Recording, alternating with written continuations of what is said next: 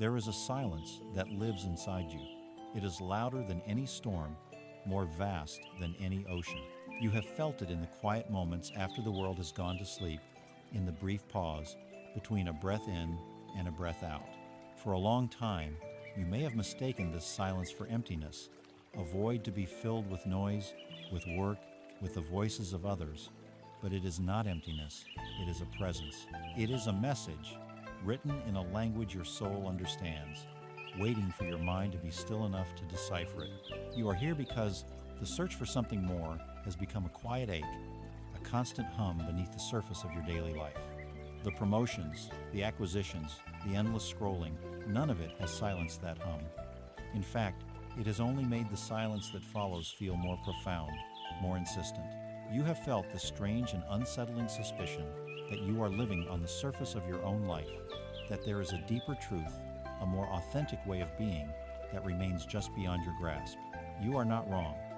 That feeling is the first sign. It is the subtle tremor that signals the coming shift. This is not an accident. Your presence here at this very moment is not a coincidence. It is an appointment you made with yourself a long time ago. Consider this a key to a manuscript that has been hidden in plain sight, a manuscript the universe sends not through the mail, but through the cracks in a breaking heart, through the quiet desperation of a soul that is finally, irrevocably, ready. This manuscript is not made of paper and ink. It is woven from awareness. It is not something you will read with your eyes, but something you will recognize with your entire being. Its chapters are not delivered all at once, but are unsealed, one by one, as you become ready to embody their truth. The journey does not promise comfort, it promises reality. It is a path of subtraction, not addition. A stripping away of the person you thought you were supposed to be to reveal the person you have always been. The unsealing has begun. Let us begin to read. Let us speak of the void, not the void of deep space, but the one much closer, the one that has taken up residence behind your ribs. It is a hollow ache you feel when the laughter from a party fades, a quiet hum in the car after you've dropped off a friend, a vast, silent expanse that greets you in the middle of the night. You know it intimately. You have spent a lifetime trying to furnish it, to fill it with achievements, with relationships, with possessions, with noise. You have thrown everything you have into its depths, hoping something will stick, hoping something will finally fill the space. And yet, it remains, unchanged, unimpressed, and utterly empty. This emptiness has been your silent companion and your greatest fear.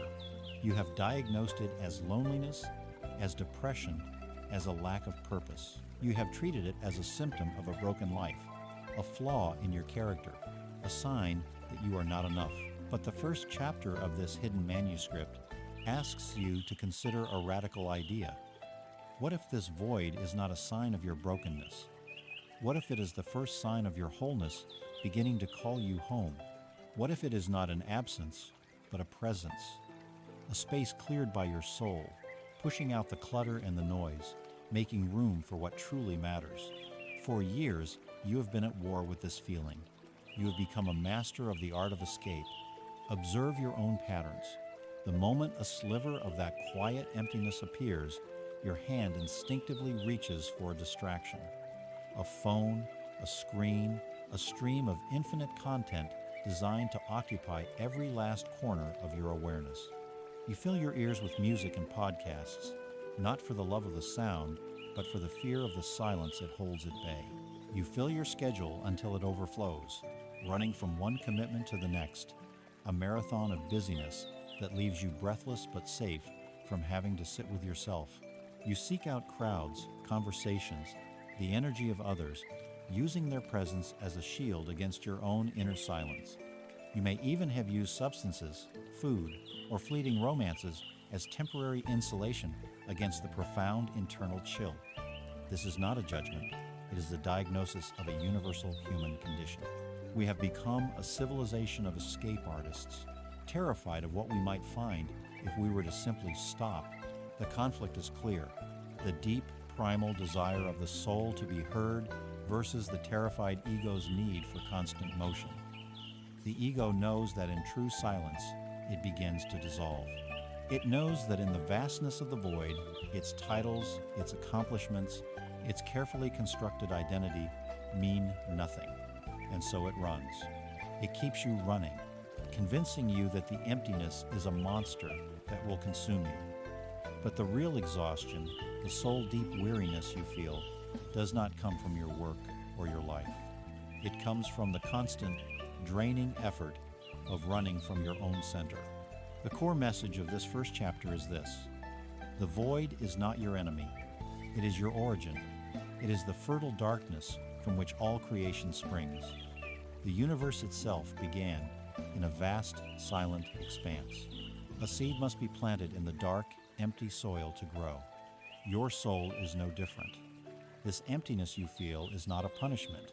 It is an invitation. It is a sacred space. Think of it not as a pit, but as a crucible. Or better yet, think of it as a black hole.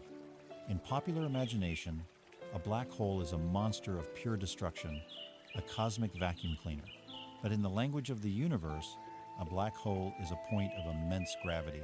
It is the silent, unseen center that holds entire galaxies in its orbit. Stars and planets do not fight its pull. They align with it. They dance with it. They find their structure and their path within its powerful invisible field. The void inside you is your personal black hole. It is the gravitational center of your true self. Its pull is the call of your soul, drawing you back towards your own core. The anxiety, the restlessness, the deep unease you feel is the friction created by your resistance to this natural pull. You are trying to fly in a straight line when your very essence is calling you into a sacred orbit around your own truth. To stop fighting is not to be consumed. It is to finally find your rightful place in your own inner cosmos. It is to allow your scattered parts, your anxieties, your fears, and your hopes to be organized around a silent, powerful center. The void is not asking you to become nothing. It is asking you to stop being everything you are not. How then do you begin to make peace with this force? You do not need a grand gesture. You need only a small act of immense courage. This is your first practical step, your first line of code in this new operating system. For the next week, practice 5 minutes of intentional silence each day. That is all. 5 minutes. It will feel like an eternity. Find a place where you will not be disturbed. Set a timer, sit down, close your eyes, and do nothing. Do not try to meditate. Do not try to clear your mind. Do not try to find bliss or enlightenment. Your only task is to face the void. Your only goal is to feel the gravitational pull without running.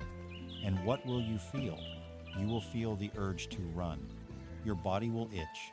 Your mind will scream with 1,000 urgent tasks and forgotten worries. A torrent of thoughts, memories, and anxieties will rush in to fill the space.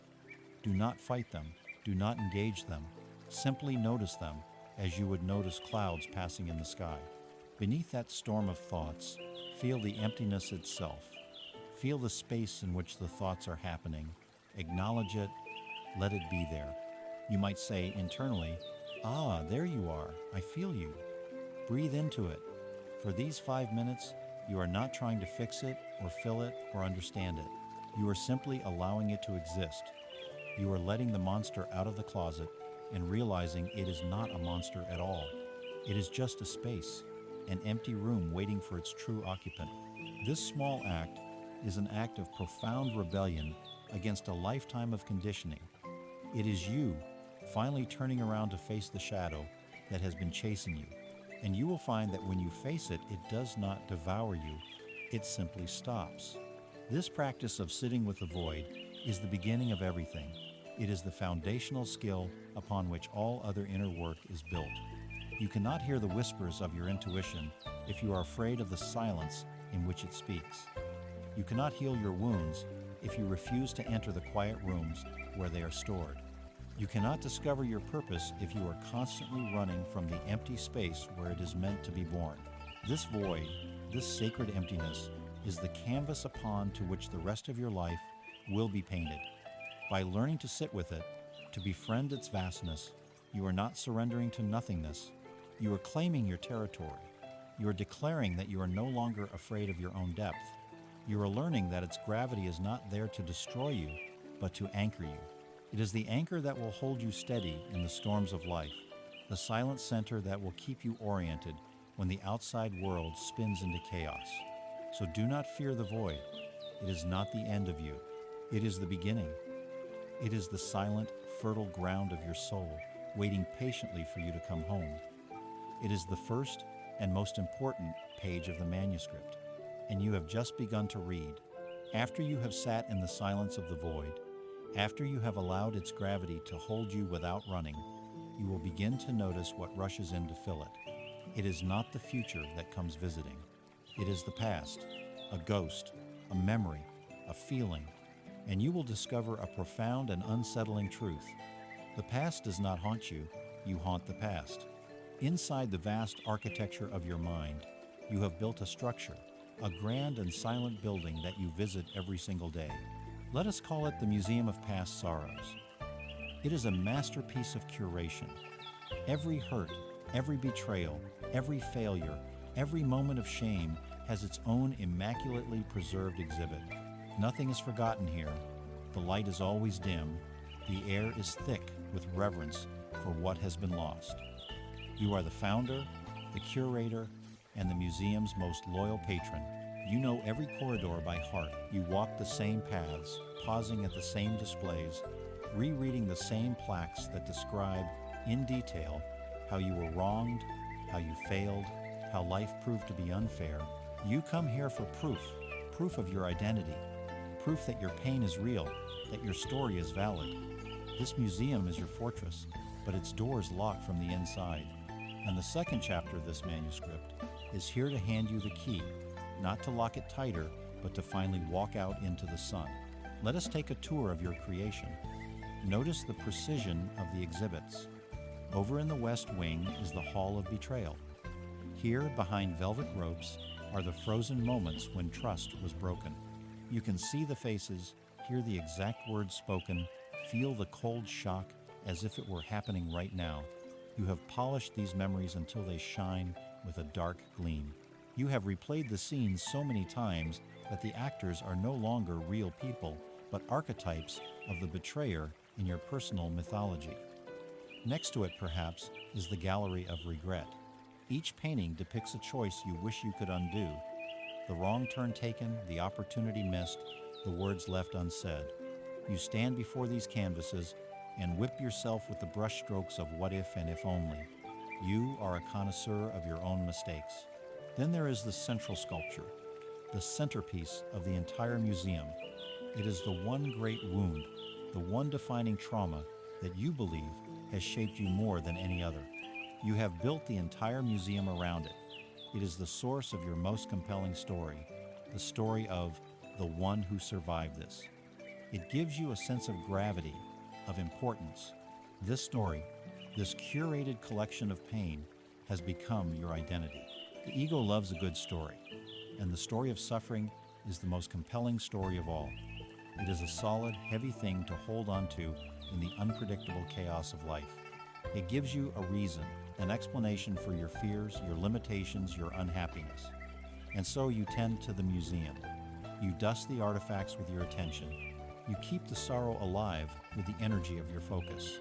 You do this because, on some deep level, you believe that if you were to let the museum fall into disrepair, you would cease to exist. This brings us to the core conflict. The reason you keep renewing your annual pass to this place of pain, it is the illusion of safety.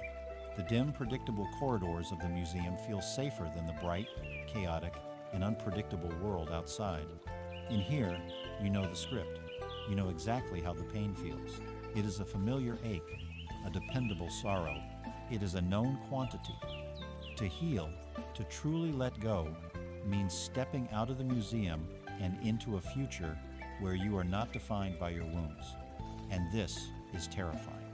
The ego asks, if I am not the one who was hurt, then who am I? If I am not the survivor of my story, what story do I have left to tell? There is a strange and powerful loyalty we have to our own suffering. We protect it, defend it, and even find a perverse sense of pride in its depth and complexity. To abandon it feels like a betrayal of our own history. It feels like saying, "What happened to me didn't matter." And so we stay. We choose the comfort of our cage because the door opens into an unknown wilderness. This is the struggle. The gravitational pull of your familiar identity as the wounded one versus the soul's quiet, persistent whisper that you were meant for more than just being a tour guide for your own tragedies. True freedom requires a form of death, the death of the victim, the death of the one who is defined by what was done to them. It requires the courage to stand in the present moment naked, without your story as a shield, and to trust that you are enough. The most profound message of this chapter is a shift in perspective. You are not the exhibits in the museum. You are not the collection of sad artifacts. You are the museum itself. You are the space. You are the silent, conscious awareness in which all of these memories appear. The memories, the feelings, the stories, they are like paintings on the wall. They are not the wall. You are the wall. You are the vast, unbreakable container that holds all of it. This realization is the beginning of liberation. Now, let us introduce a new metaphor. Think of the past as footprints in the sand. When an event happens, a mark is made. A footprint. It is real. It has a shape, a depth. Denying it happened is pointless, but the nature of sand and the nature of time is change. The wind of the present moment blows. The tide of new experiences washes ashore.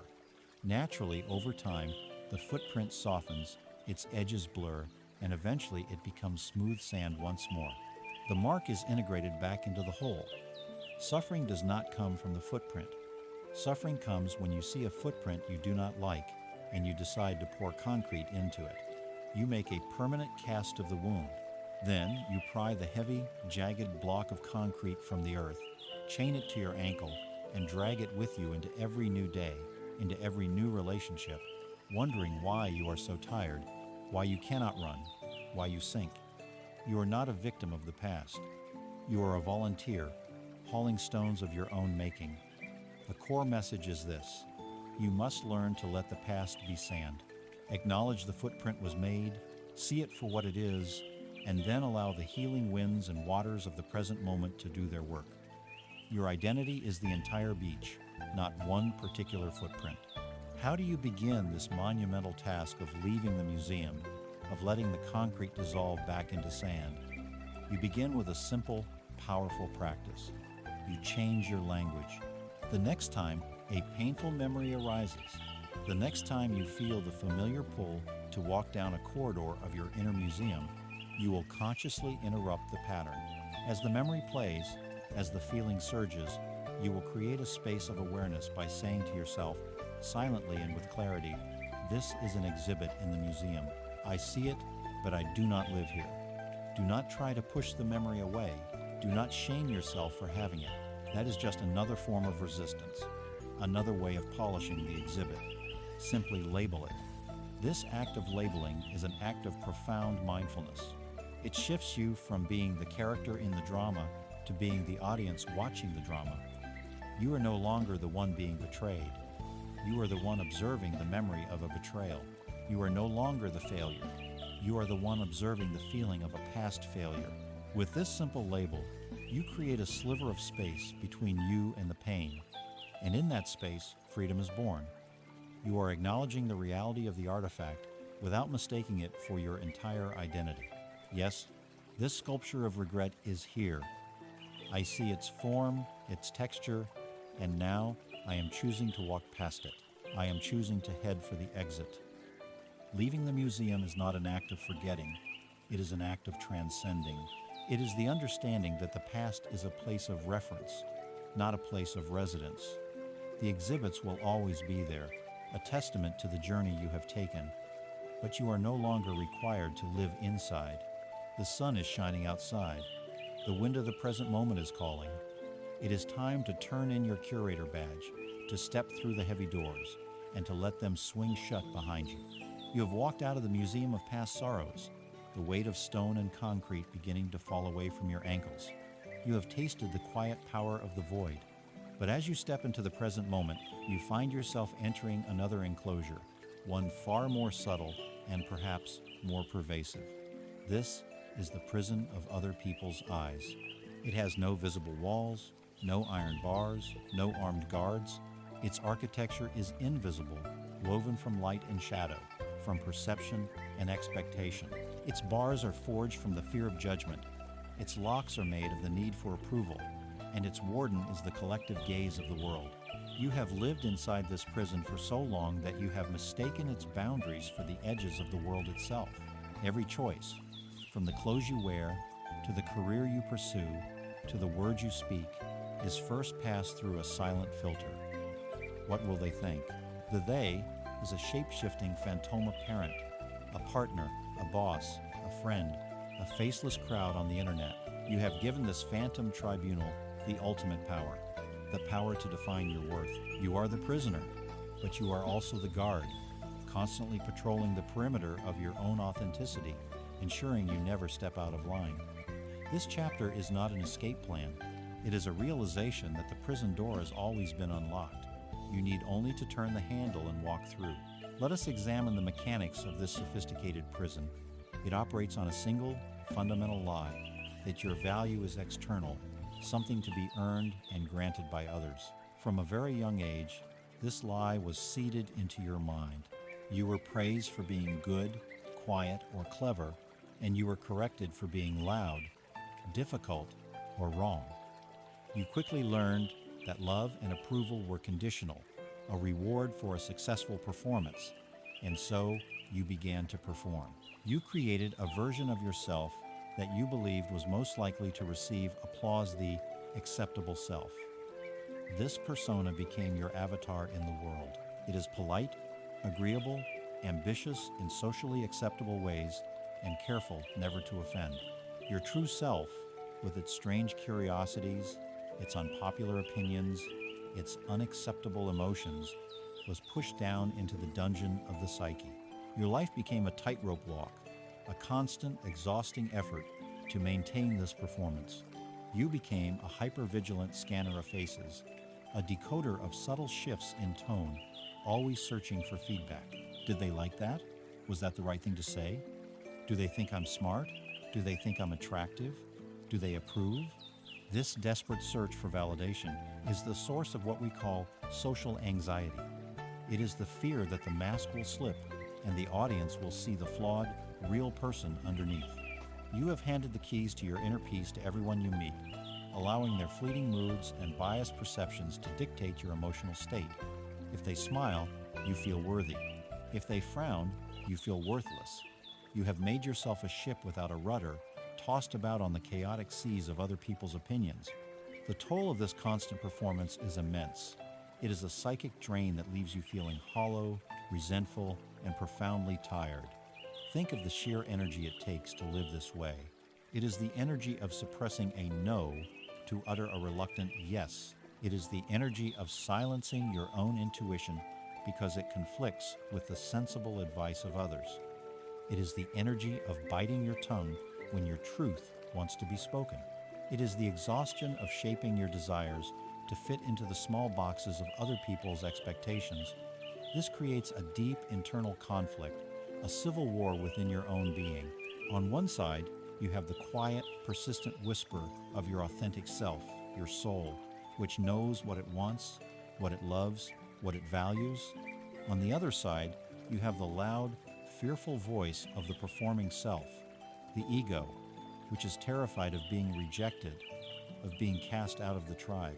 The ego remembers on a deep, primal level that for our ancestors, being exiled from the group meant certain death, and so it will do anything to maintain its standing, even if it means sacrificing your soul's integrity. This conflict manifests as a quiet bitterness, a low-grade resentment toward those you are trying so desperately to please. You feel unseen, misunderstood, because you have never allowed yourself to be truly seen. You feel like a fraud because you are one. You are living someone else's life, a life dictated by a script you never wrote. The agony of the performance is the slow death of your own spirit, a death by 1,000 small compromises. The core message that will dissolve the walls of this prison is contained within a simple metaphor, the mirror. The world, and every person in it, is a mirror. When someone looks at you, they do not see you. They see a reflection of themselves, filtered through the lens of their own experiences, their own beliefs, their own insecurities, and their own mood in that particular moment. If they are feeling generous, they may see a generous reflection in you. If they are feeling critical and insecure, they will see flaws everywhere they look, including in you. Their approval or disapproval is not a statement about your inherent worth. It is a weather report on their own inner climate. The fatal mistake we make, the mistake that builds the prison, is that we identify with the reflection. We believe that we are the image in the mirror. If the mirror shows a distorted image, we contort ourselves to fix it. If the mirror shows a judgment, we internalize it as truth. We spend our lives running from mirror to mirror, trying to find one that will show us the perfect, unblemished reflection we crave. But this is a fool's errand. The core message is this: you are not the reflection. You are the one looking in the mirror. Your existence, your value, your truth is prior to any reflection. It is intrinsic. It is the source. True freedom is not achieved by finally getting every mirror in the world to show you a beautiful image. True freedom is the profound, earth-shattering realization that you are not the image at all. It is being able to stand before 1,000 different mirrors, showing 1,000 different reflections, and remaining serenely, unshakably yourself. It is the moment you reclaim your identity from the fleeting images and anchor it in the deep, silent reality of your own being. Liberation from this prison is not a single dramatic jailbreak. There will be no storming of the Bastille. It is a quiet revolution, a series of small, consistent acts of authentic rebellion. This is your practical work. This is how you begin to dismantle the walls. Starting today, you will commit to one small, private act of authenticity each day. This act should not be for anyone else's consumption. It is a secret between you and your soul. Perhaps you will listen to a piece of music you adore, one that you've never shared because you feared it would be considered strange or uncool. Perhaps you will wear that bright color you love, the one you were told doesn't suit you. Perhaps you will take a different route home from work, simply for the sheer, unexplainable joy of it. Perhaps you will admit to yourself, I do not actually like this activity that all my friends love. These acts may seem insignificant. They are not. Each one is an exercise. You are strengthening a muscle of authenticity that has atrophied from disuse. Each time you choose your own preference over an imagined external expectation, you reclaim a square inch of your own sovereign territory. You are teaching your nervous system, through experience, that choosing yourself does not lead to annihilation. The world does not end. In fact, the world begins to open up. You are shifting the source of your validation from the outside to the inside. You are becoming your own anchor. Do not announce your revolution, simply live it. One small, true choice at a time. Today, you might choose a song. Tomorrow, a book. The day after, an opinion you hold only for yourself. And slowly, gently, without force, you will begin to walk toward the prison gate, and you will find, to your astonishment, that it was never locked. You were always free to leave. You have stepped out of the prison of perception, your ears still ringing with the unfamiliar sound of your own inner voice. But as you begin to walk your own path, you encounter a new, formidable adversary. It is the master scriptwriter that lives inside your mind. This part of you, the inner director, believes it knows exactly how the story of your life should unfold. It has written a detailed script, complete with dialogue for every character, precise stage directions for every event, and a predetermined ending for every act. It has decided how your career should progress, how your partner should behave, how your children should be, how the traffic should flow, and even how the weather should be on your vacation.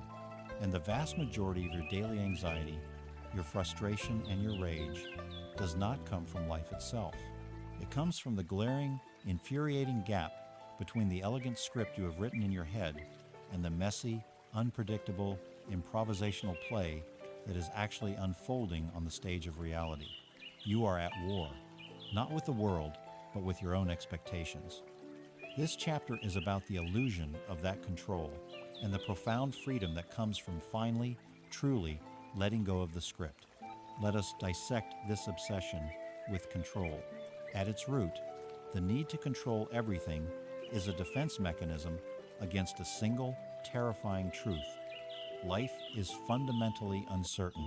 The universe is chaotic, unpredictable, and operates on principles far beyond our comprehension. Nothing is guaranteed. This existential vulnerability is terrifying to the ego, which craves stability, predictability, and permanence. And so, the ego devises its grand strategy, control. If it can just manage every variable, anticipate every outcome, and direct every actor, it can build a fortress of certainty against the wild chaos of existence. This manifests in every area of your life. You try to control other people's perceptions of you, as we have seen. You try to control outcomes at work, micromanaging projects and people, consumed by anxiety over results you ultimately cannot guarantee. You even try to control your own inner world, labeling emotions as good or bad, attempting to suppress the bad ones, only to have them erupt with greater force later on. Most insidiously, you try to control the past. You lie awake at night, replaying conversations, editing your dialogue, trying to fix a mistake that is already gone, caught in a mental feedback loop of regret and rumination. This is the ultimate futility, trying to direct a play that has already closed. This relentless drive is not a sign of strength or competence. It is the signature of fear. It is the white-knuckled grip of a drowning person, clinging to a piece of driftwood, mistaking their desperate grasp for seamanship. This constant effort to impose your script onto reality is a declaration of war against what is, and it is a war you can never win. Observe the feeling of this war in your own body. It is the tension in your jaw when you are stuck in traffic, furious that the world is not complying with your schedule. It is the knot in your stomach when a project at work takes an unexpected turn, threatening the outcome you had meticulously planned. It is the surge of anger and disappointment when a loved one makes a choice you did not write into their character's arc. In these moments, your internal narrative crashes against the immovable wall of reality. Your reaction is not just disappointment, it is a deep, personal offense. This shouldn't be happening, your mind screams. You blame the other drivers, you blame your colleagues, you blame your partner, you blame fate. You cast yourself as the righteous director whose brilliant production is being sabotaged by incompetent actors. This struggle is the source of almost all chronic stress. It is the immense wasted energy of pushing against a locked door, of shouting at the tide to turn back. You exhaust yourself in this futile battle, and the constant friction leaves you feeling cynical, resentful, and like a victim of circumstance. The tragic irony is that your desperate attempt to gain control is the very thing that makes you feel so powerless. You have given your peace away, making it conditional on a world that will never, ever fully conform to your will. The antidote to this self-inflicted torment lies in the wisdom of a force that is the very opposite of rigid control. Water. Consider water. It is soft, yielding, and appears to have no will of its own. Yet it is one of the most powerful forces on earth. Water does not fight an obstacle. It does not crash against a boulder in a fit of rage. It flows around it. It yields, adapts, and continues on its path. It follows the contours of the land, always seeking the path of least resistance, and in this patient, persistent yielding, it carves canyons through solid rock. It can hold the heavens in its reflection in a state of perfect stillness, or it can rise up in a wave of unimaginable power. Its strength lies in its flexibility, in its complete surrender to the present moment. The core message of this chapter is a call to shift your identity. You must stop being the brittle, concrete dam trying to halt the river of life, destined to crack under the immense pressure. You must learn to become the water. Or, to use another image, you must become the skilled boatman. The foolish boatman curses the river for its currents and its rapids. He tries to paddle upstream against a powerful flow and exhausts himself. The wise boatman does not fight the river. He studies it. He learns to read its currents, to feel its moods, to respect its power. He does not control the river, but by yielding to it and skillfully responding to it, he navigates it. He uses the river's own energy to reach his destination. True power is not the force of imposition.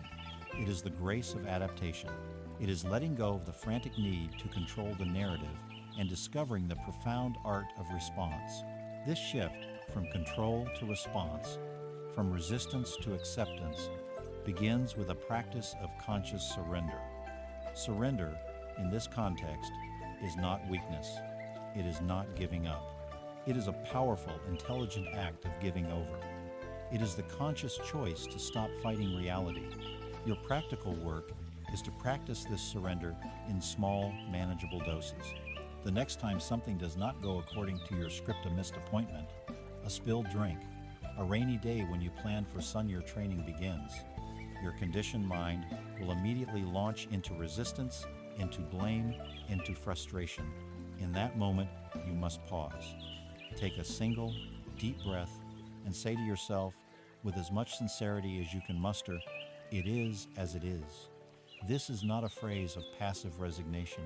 It is a phrase of radical acceptance. It is a simple declaration that you are aligning yourself with the reality of this moment, because this moment is the only place from which you can take effective action. Fighting what already is insanity. By accepting it, the traffic is slow, the coffee is spilled, it is raining. You release the massive energy of resistance. Your mind becomes clear, your body relaxes. And from this state of calm acceptance, you can then ask a much more powerful question. Now, what is the most intelligent response? You cannot change the fact that the traffic is slow, but you can choose to listen to a podcast, to practice mindful breathing, or to simply enjoy the stillness. You cannot unspill the coffee, but you can clean it up calmly. You are no longer a victim of the play. You are a conscious participant, responding to the scene as it unfolds. Each time you practice this small act of surrender, you are retraining your mind. You are loosening its white-knuckled grip on the illusion of control. You are learning that peace is not found when the world finally conforms to your script, but when you lovingly, gracefully let the script go and begin to dance with the beautiful, unpredictable, and untamable river of life. You have walked through the echoing halls of your past, stood naked in the silent void, felt the prison bars of perception dissolve, and released your white-knuckled grip on the narrative of control. Now we arrive at the final chamber of this first great exploration, the place where all these other rooms are found. We arrive at the very structure that contains them all. We have come to examine the architecture of your cage. For your entire life, you have felt its presence, a subtle limitation on your breath, a ceiling on your joy, a boundary on your ambition.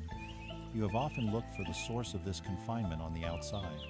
You have blamed your upbringing, your financial situation, your boss, your society, the cards you were dealt. You have searched for an external enemy, an outside force that built these walls around you. But the fifth chapter of this manuscript asks you to turn your gaze inward, to the architect's table inside your own mind. It is here you will find the blueprints, and you will see that the signature at the bottom of the page is your own. The most profound and terrifying truth is this: the cage was not built around you. It was built by you. It is an inside job. And this truth, while terrifying, is also the source of your ultimate liberation. For the one who designed the prison is the only one who holds the master key. Let us unroll these blueprints and examine the invisible lines that have dictated the shape of your life. These are your core limiting beliefs, the foundational assumptions upon which your entire reality has been constructed. They are often invisible to you, operating in the background of your psyche like the laws of physics, seeming just as real and unchangeable. The first and most fundamental blueprint is entitled, "I am not enough." This master plan has many variations. Not smart enough, not talented enough, not attractive enough, not disciplined enough, not worthy enough. This belief is the concrete foundation of the entire cage. It is the core assumption that you are inherently lacking, that you start from a position of deficit. It ensures that even when you achieve something, the feeling of enoughness is fleeting, because the underlying blueprint remains unchanged. The second blueprint is the world is a dangerous and scarcest place. This document dictates that you must be vigilant, that people cannot be trusted, that resources are limited, and that it is better to play it safe than to take a risk. This belief forges the very bars of your cage, convincing you that staying inside is a matter of survival.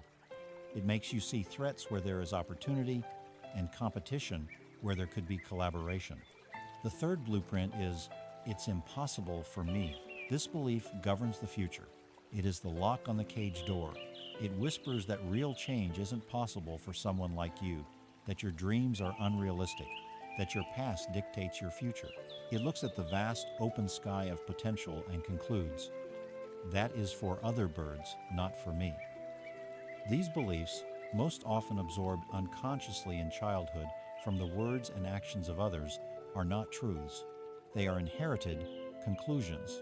They are mental habits, repeated so often they have solidified into the structure of your perceived reality.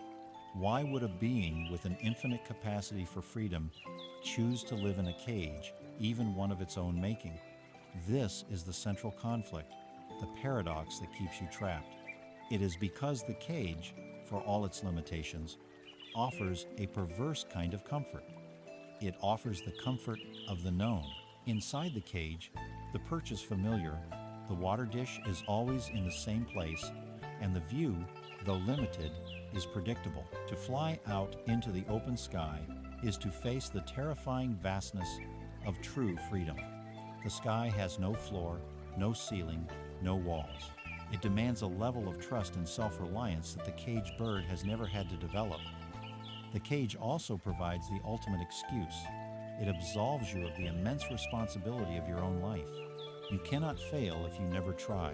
You cannot be rejected if you never offer your true self. The cage gives you a reason for your unlived life. I would have written that book. You can say, but I'm not disciplined enough. I would have started that business, but the world is too competitive. I would have pursued that relationship, but I'm not worthy of that kind of love. The bars of the cage become the pillars of your identity as a victim of circumstance, and so the conflict rages within. The soul, the wild bird within you, beats its wings against the bars, yearning for the wind, for the sun, for the horizonless expanse. But the ego, the zookeeper, whispers soothingly, it's safer in here. Out there is dangerous. You are not strong enough. Stay. Here you are safe. It is the war between the terrifying call of your own potential and the seductive lullaby of your limitations. The great awakening, the moment the key turns in the lock, is the realization that the bars of your cage are not made of steel. They are made of thought. They appear solid. They feel real. They seem impassable. You have bumped up against them your entire life, and they have stopped you every time. But their substance is nothing more than condensed energy, patterns of belief, habits of mind. They are strands of smoke that you have mistaken for iron. The core message of this chapter, and perhaps of this entire first part of the manuscript, is this. Because you are the architect and the building material is thought, you possess the innate power to dissolve the entire structure. Your awareness is the universal solvent. When you turn the light of your conscious attention onto a limiting belief, it begins to lose its solidity. It cannot hold its shape under the power of a steady, unwavering gaze. This is the moment the bird, in its cage, pecks at a bar, not with force, but with curiosity, and finds that its beak passes right through the shimmering illusion. The sky was never withheld from you. There was no external force keeping you from it. There was only your belief in the cage. The sky is your birthright. It is your natural state. The cage is the unnatural imposition, the mental construct you have learned to call home. Your freedom is not something you need to win or achieve. It is something you must simply uncover by dismantling the beliefs that hide it from your view. How do you begin this work of sacred demolition? You begin by becoming a new kind of architecta, conscious architect of freedom. Your practical work is to redraw the blueprints one line at a time. Each week, you will choose one limiting belief to place on your new drafting table.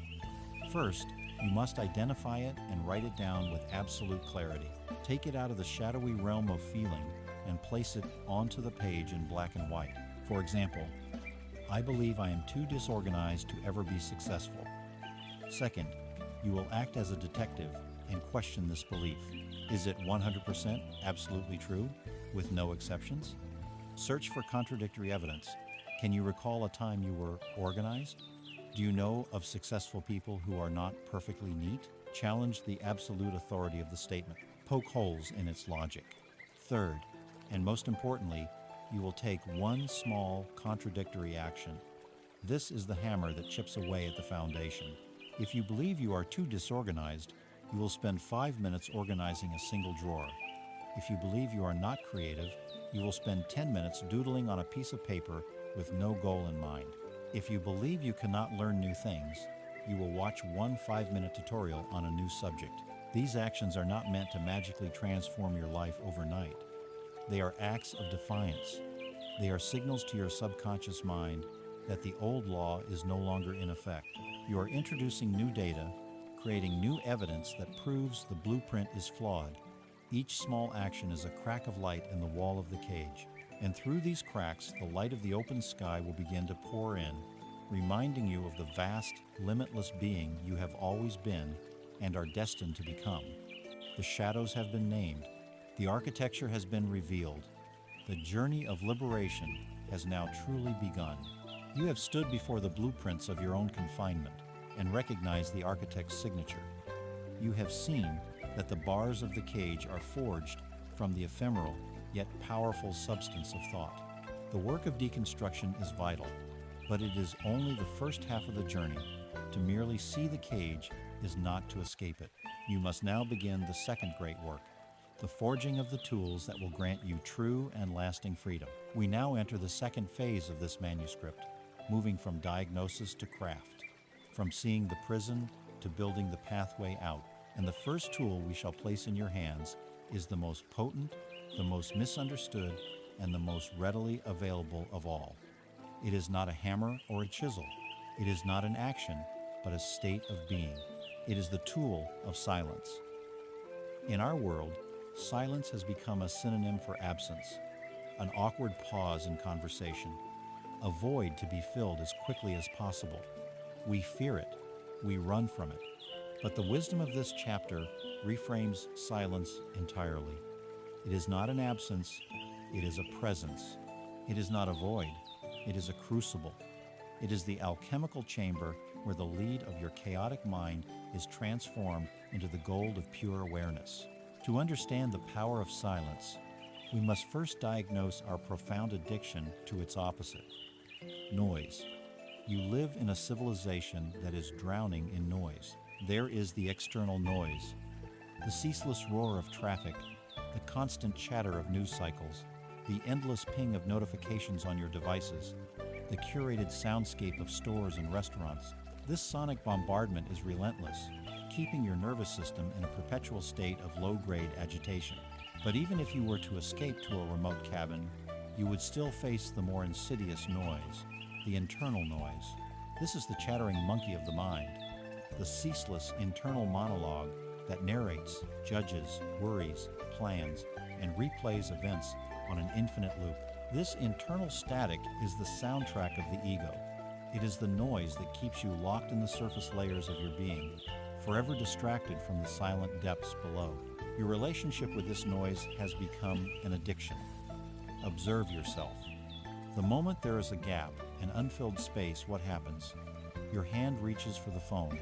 You turn on the television, you start a podcast, you call someone, you do anything to avoid the raw, unfiltered experience of simply being with yourself in silence. This is a fear response. What do you fear you will find in the silence? You fear the unresolved emotions you have been suppressing. You fear the difficult truths you have been avoiding. You fear the raw, aching presence of the void we spoke of earlier. The discomfort you feel in silence is not a sign that silence is bad. It is the withdrawal symptom of a mind that has forgotten how to be still. It is the frantic energy of the ego realizing that in true silence, it has no audience, no script, and no stage. It begins to dissolve, and this feels like a death to the part of you that is addicted to the drama of doing, thinking, and becoming. Now, let us reimagine silence. Let us see it not as a threat, but as a laboratory.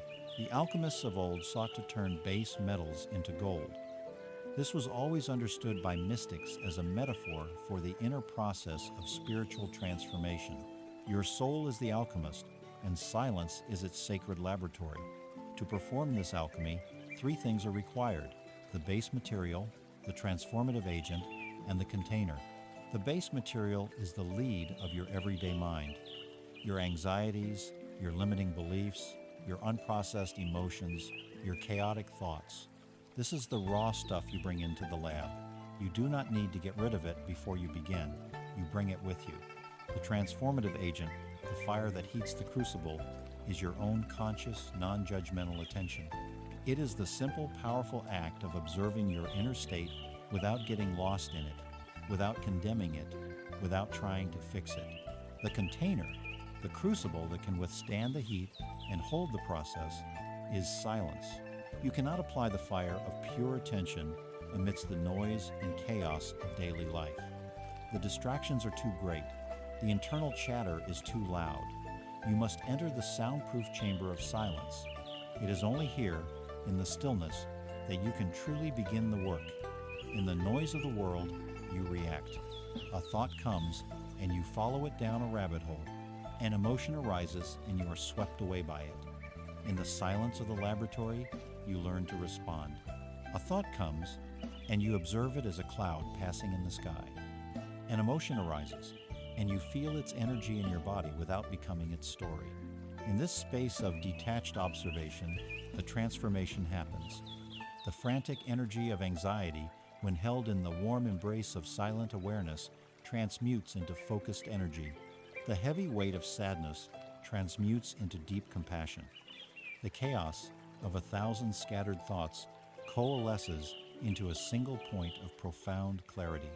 This is the alchemy. Fear becomes wisdom. Confusion becomes knowing. And it is here, in the silence, that you finally begin to hear the voice that has been whispering to you all along, the quiet, steady voice of your intuition, the voice of your soul. This alchemical process may sound abstract, so let us ground it in a tangible practice, using the metaphor of the earth itself. The soil is silent. It is dark, still, and patient. Yet, from this silence, all life, all nourishment, all color, all vibrancy emerges. The earth does not shout its wisdom, it embodies it. To connect with silence is to connect with this profound, life-giving principle. Your practical work, your first step in mastering this tool, is to intentionally spend time in the silence of the natural world. Once a week, find a place in Natura Park, a forest trail, a quiet beach and walk for 30 minutes. There is one crucial rule. You must leave your phone behind, or at least turn it completely off. No podcasts, no audiobooks, no music. The purpose of this walk is not exercise. It is a pilgrimage into the laboratory of silence. As you walk, bring your attention to the sounds that are actually there. Focus on the rhythmic sound of your own footsteps on the ground.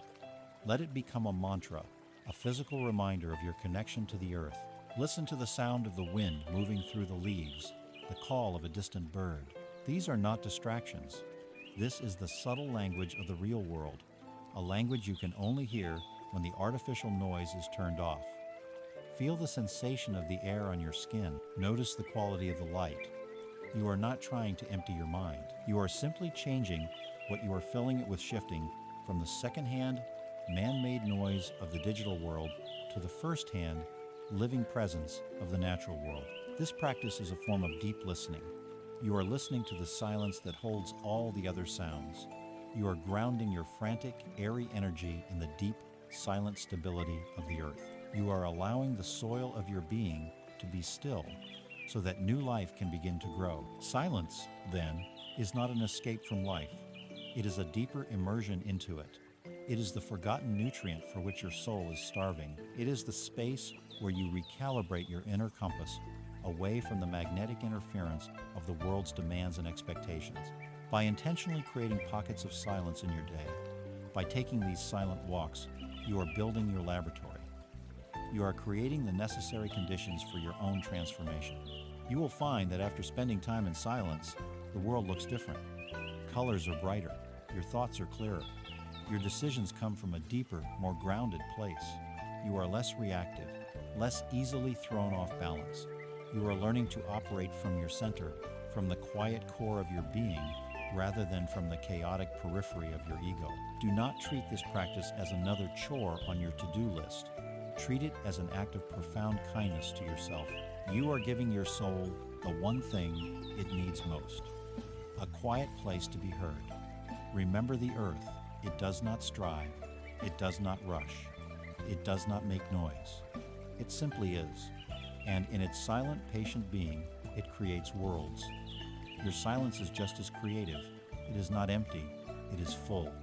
It is full of peace, full of power, and full of the quiet, unwavering presence of the person you were always meant to be.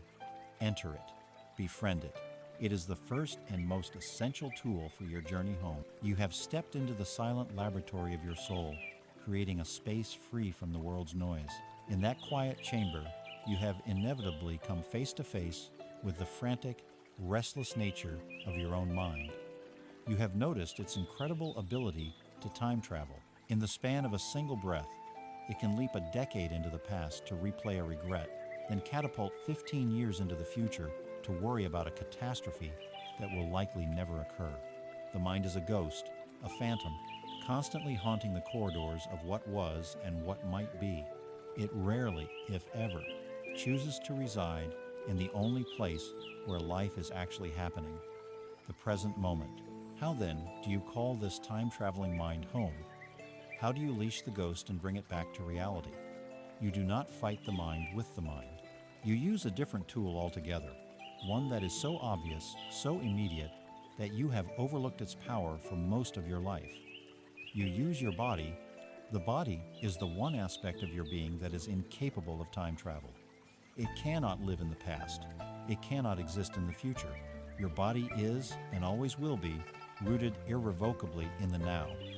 It is your anchor in the stormy sea of thought, the living, breathing vessel of the present moment. This chapter is about learning to drop that anchor, to shift your sense of self from the fleeting phantoms of the mind into the solid, tangible reality of your physical form. It is about transforming the body from a perceived burden into your most profound and trustworthy guide. For most of your life, you have lived in a state of deep disconnection from your body. Modern existence encourages this split. We are taught to live from the neck up, treating the body as little more than a taxi service for the brain. It is a machine to be optimized, fueled with caffeine, pushed beyond its limits, and then cursed when it breaks down. Or it is treated as an ornament, an object to be judged against impossible standards, a constant source of dissatisfaction. We pinch, we weigh, we critique, we cover up. We have declared a cold war on our own physical form.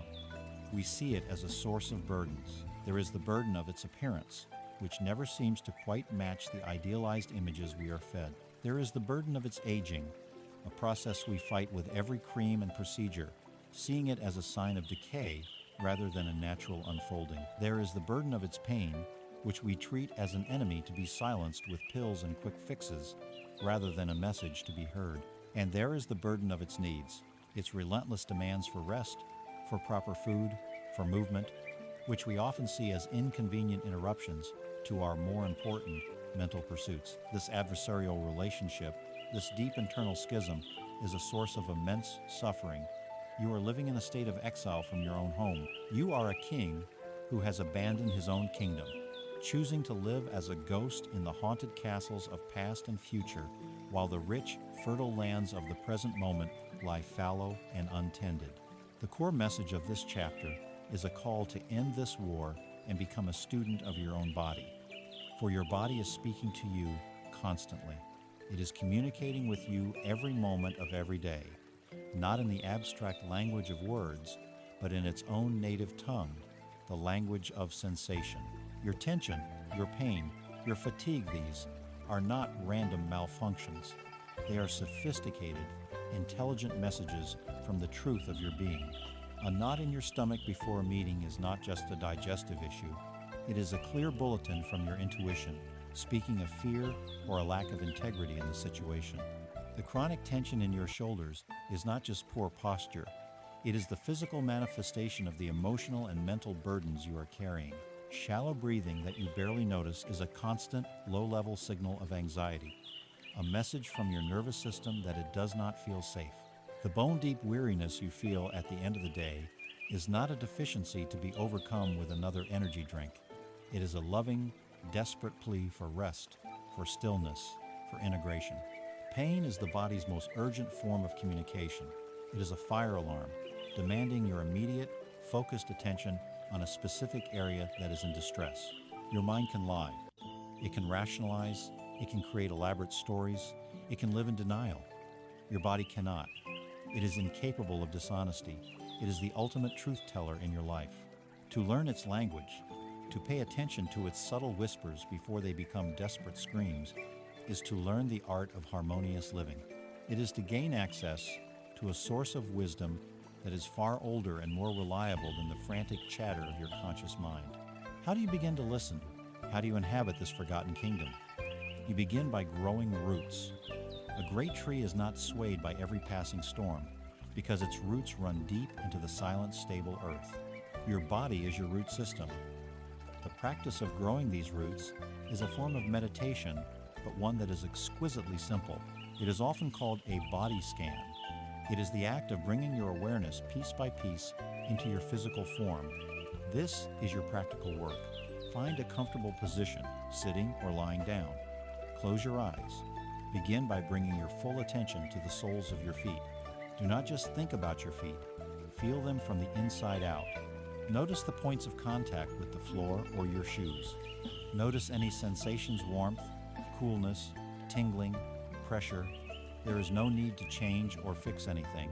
Your only job is to feel, to arrive.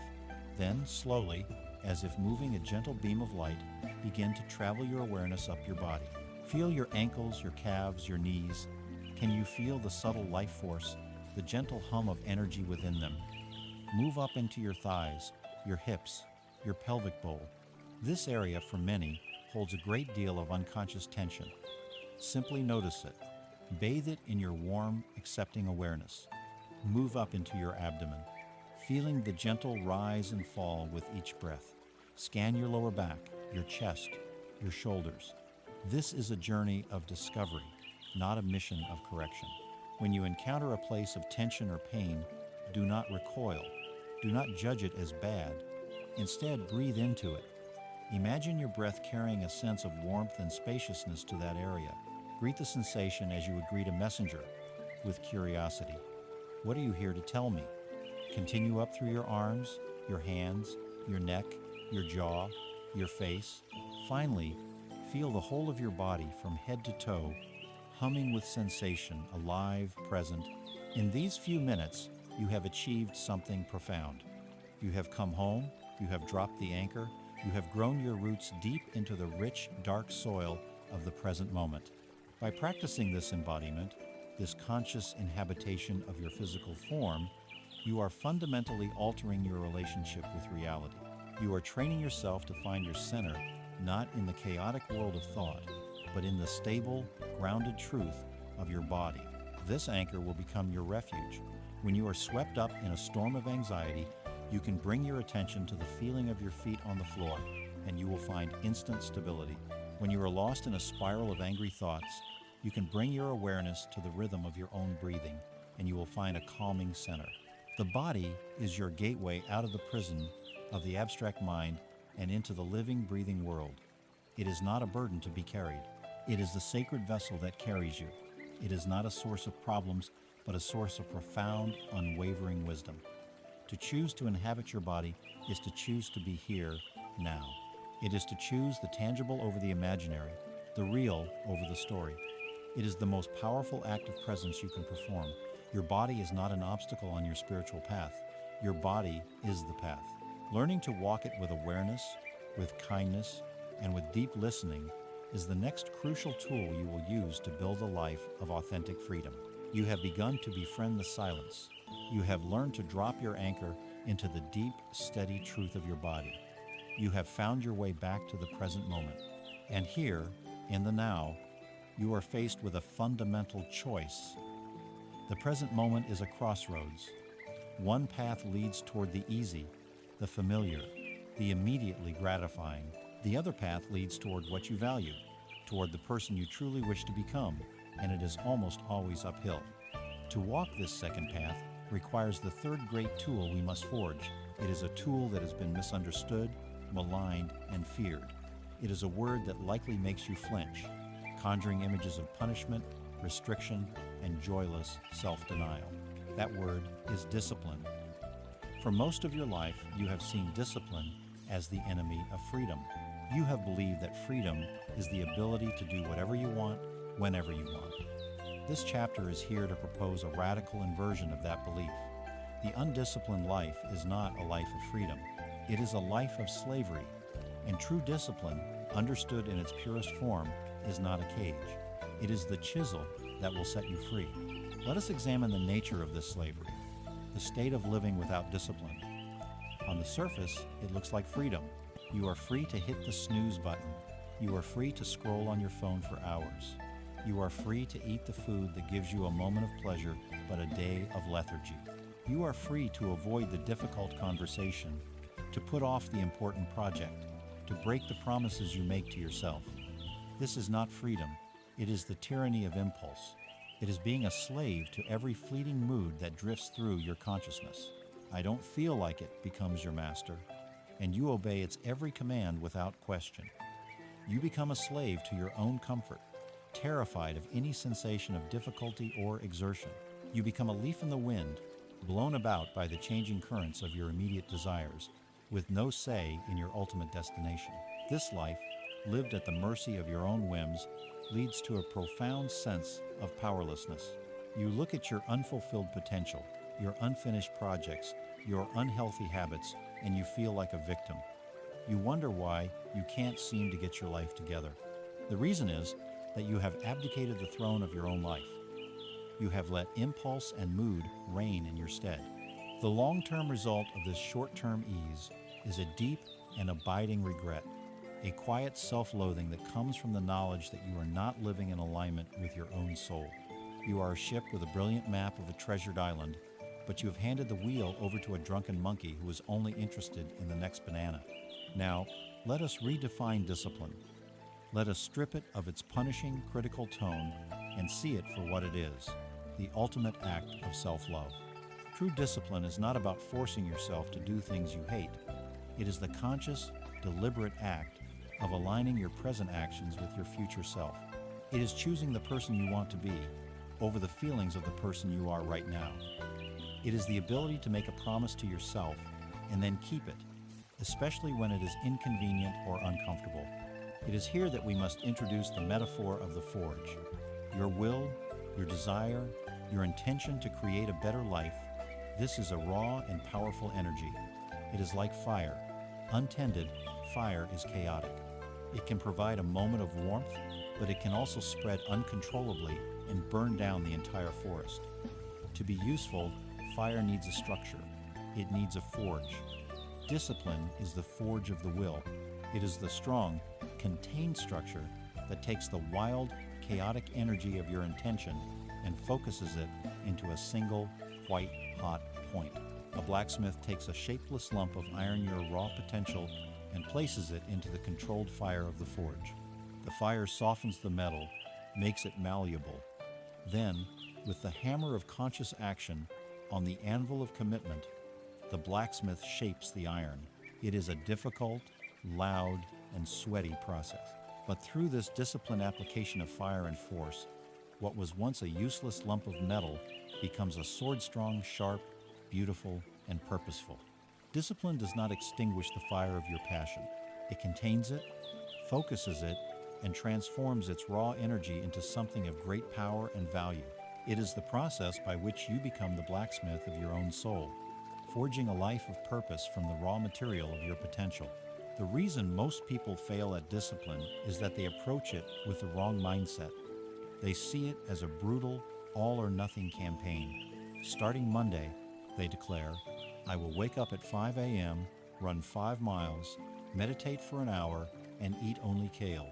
This approach is born of self-loathing, not self-love, and it is destined to fail.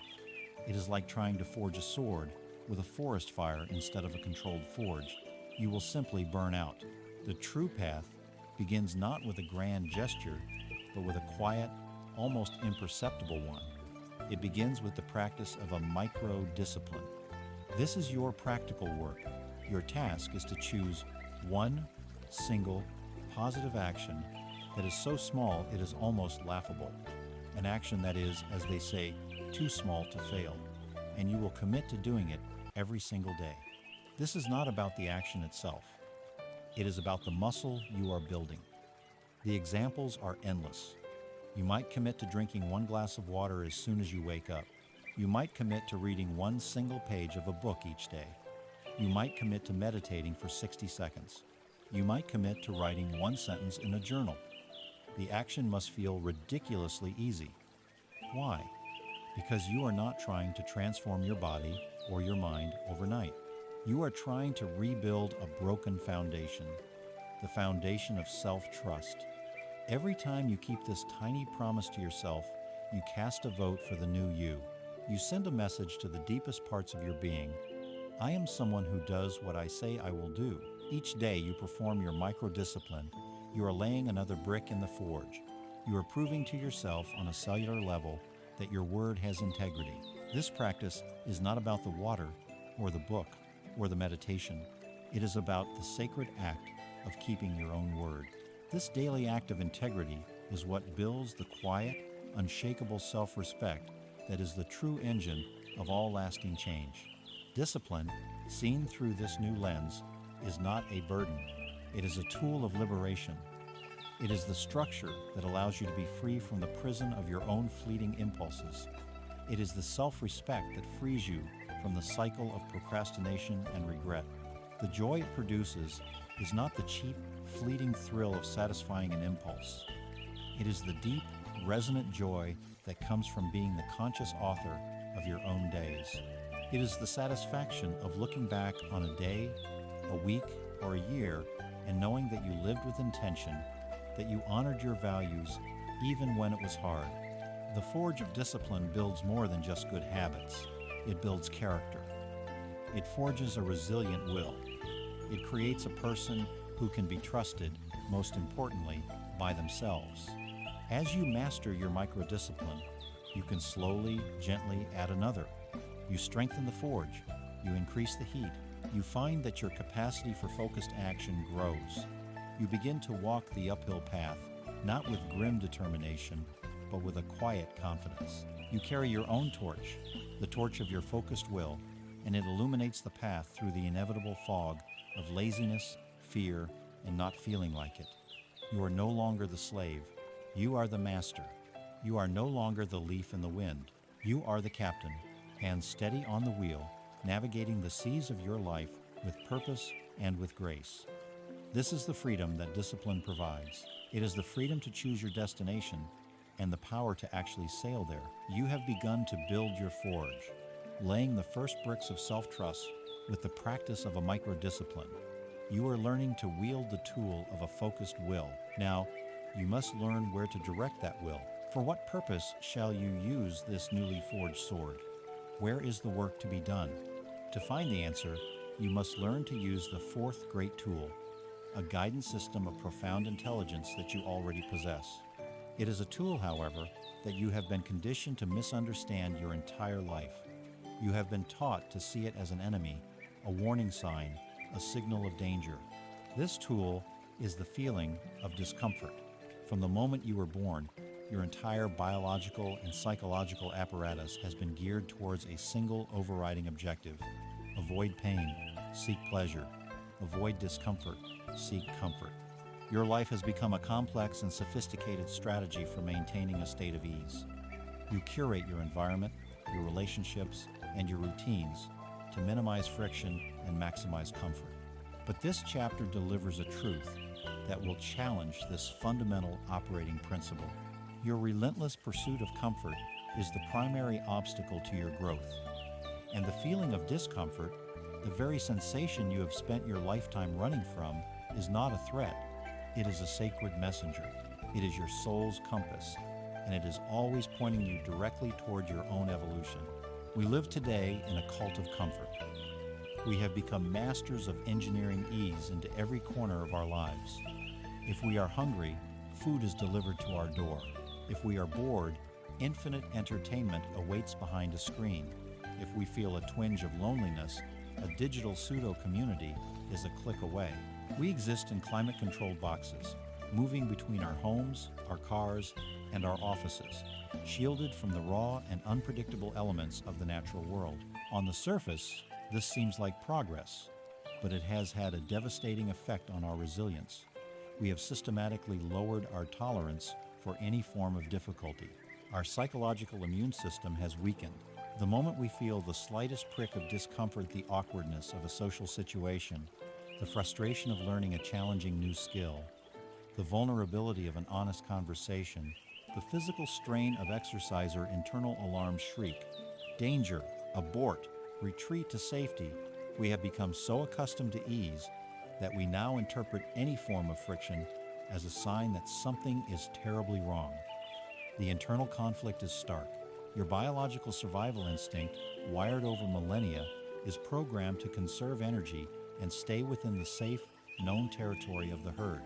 It wants you to stay on the couch, but your soul, your evolutionary impulse, has an entirely different agenda. It craves expansion, mastery, and the fulfillment that can only be found by transcending your current limits.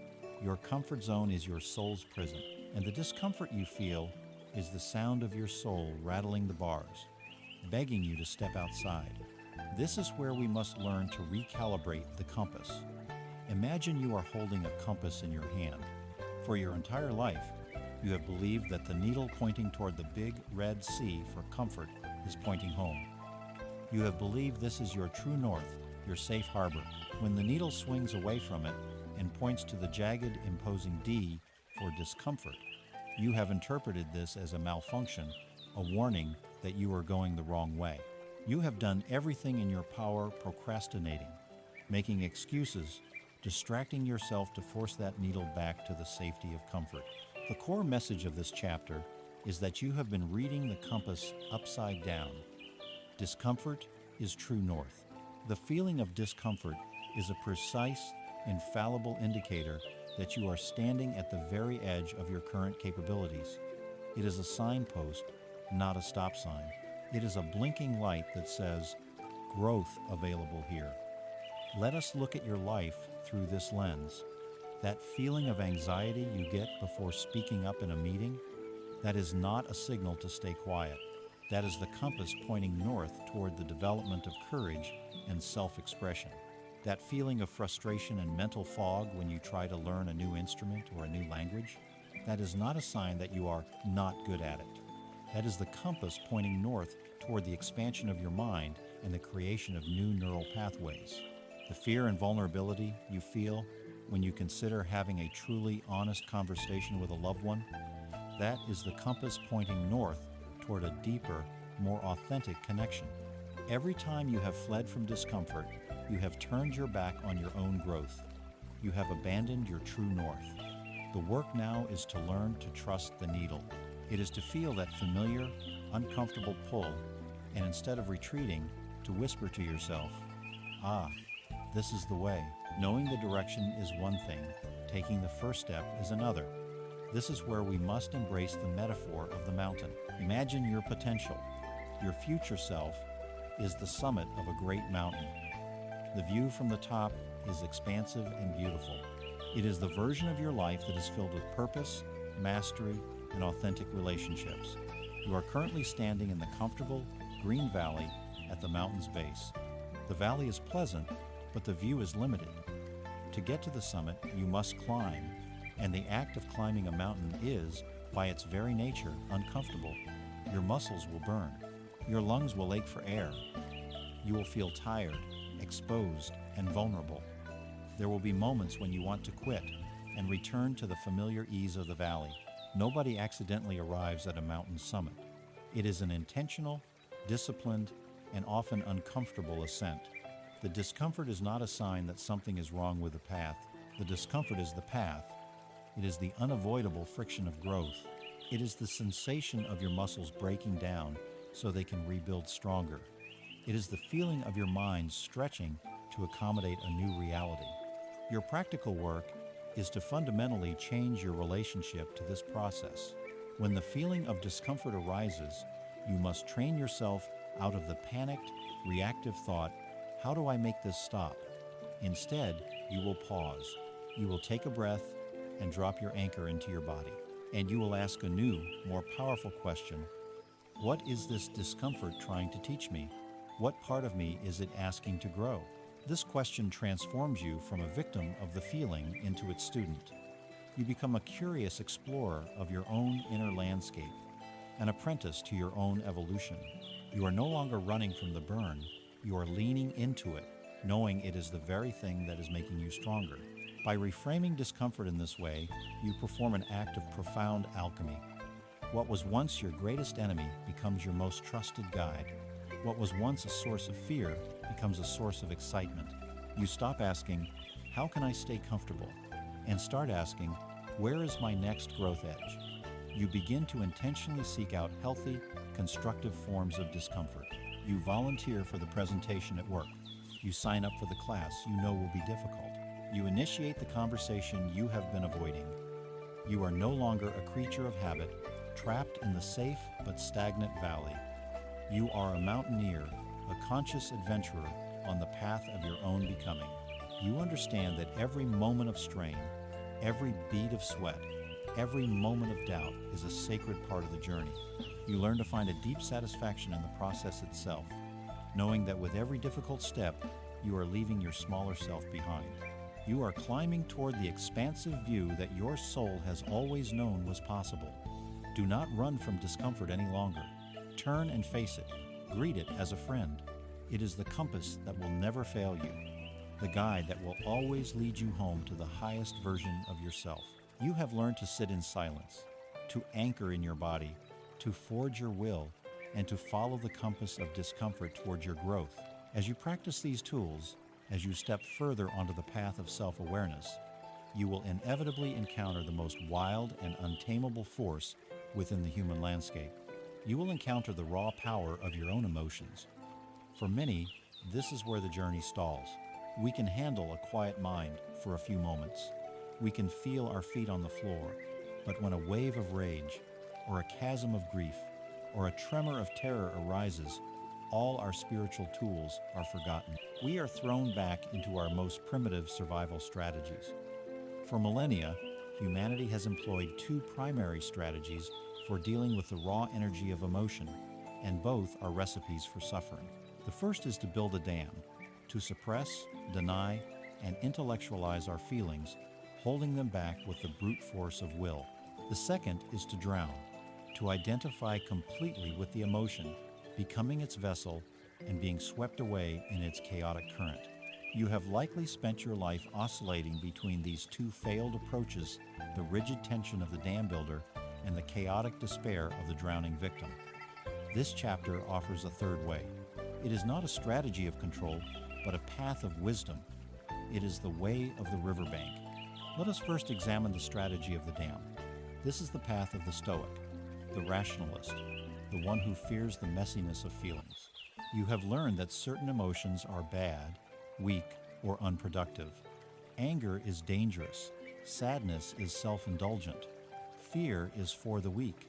Envy is shameful. And so, when these feelings begin to rise, you construct a massive wall of denial. You tell yourself, "I'm fine. It doesn't bother me. I should be over this by now." You use the concrete of logic and the steel rebar of willpower to hold the rising waters at bay. This requires a colossal and constant expenditure of life force energy. Your body pays the price.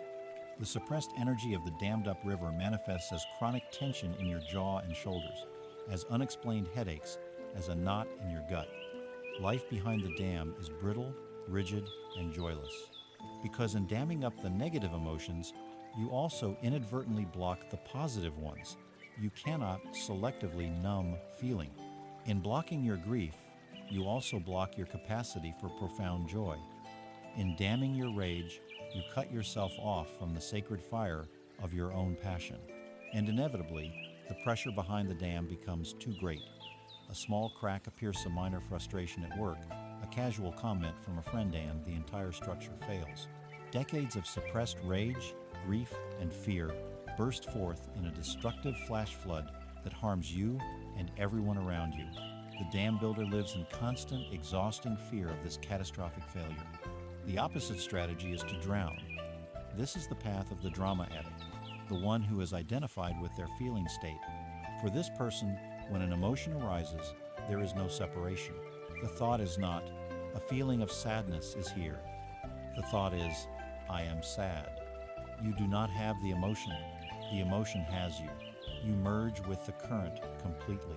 If anger visits, you become a vessel of pure rage. Your words are weapons. Your actions are destructive. You are a puppet on the strings of your own adrenaline and cortisol.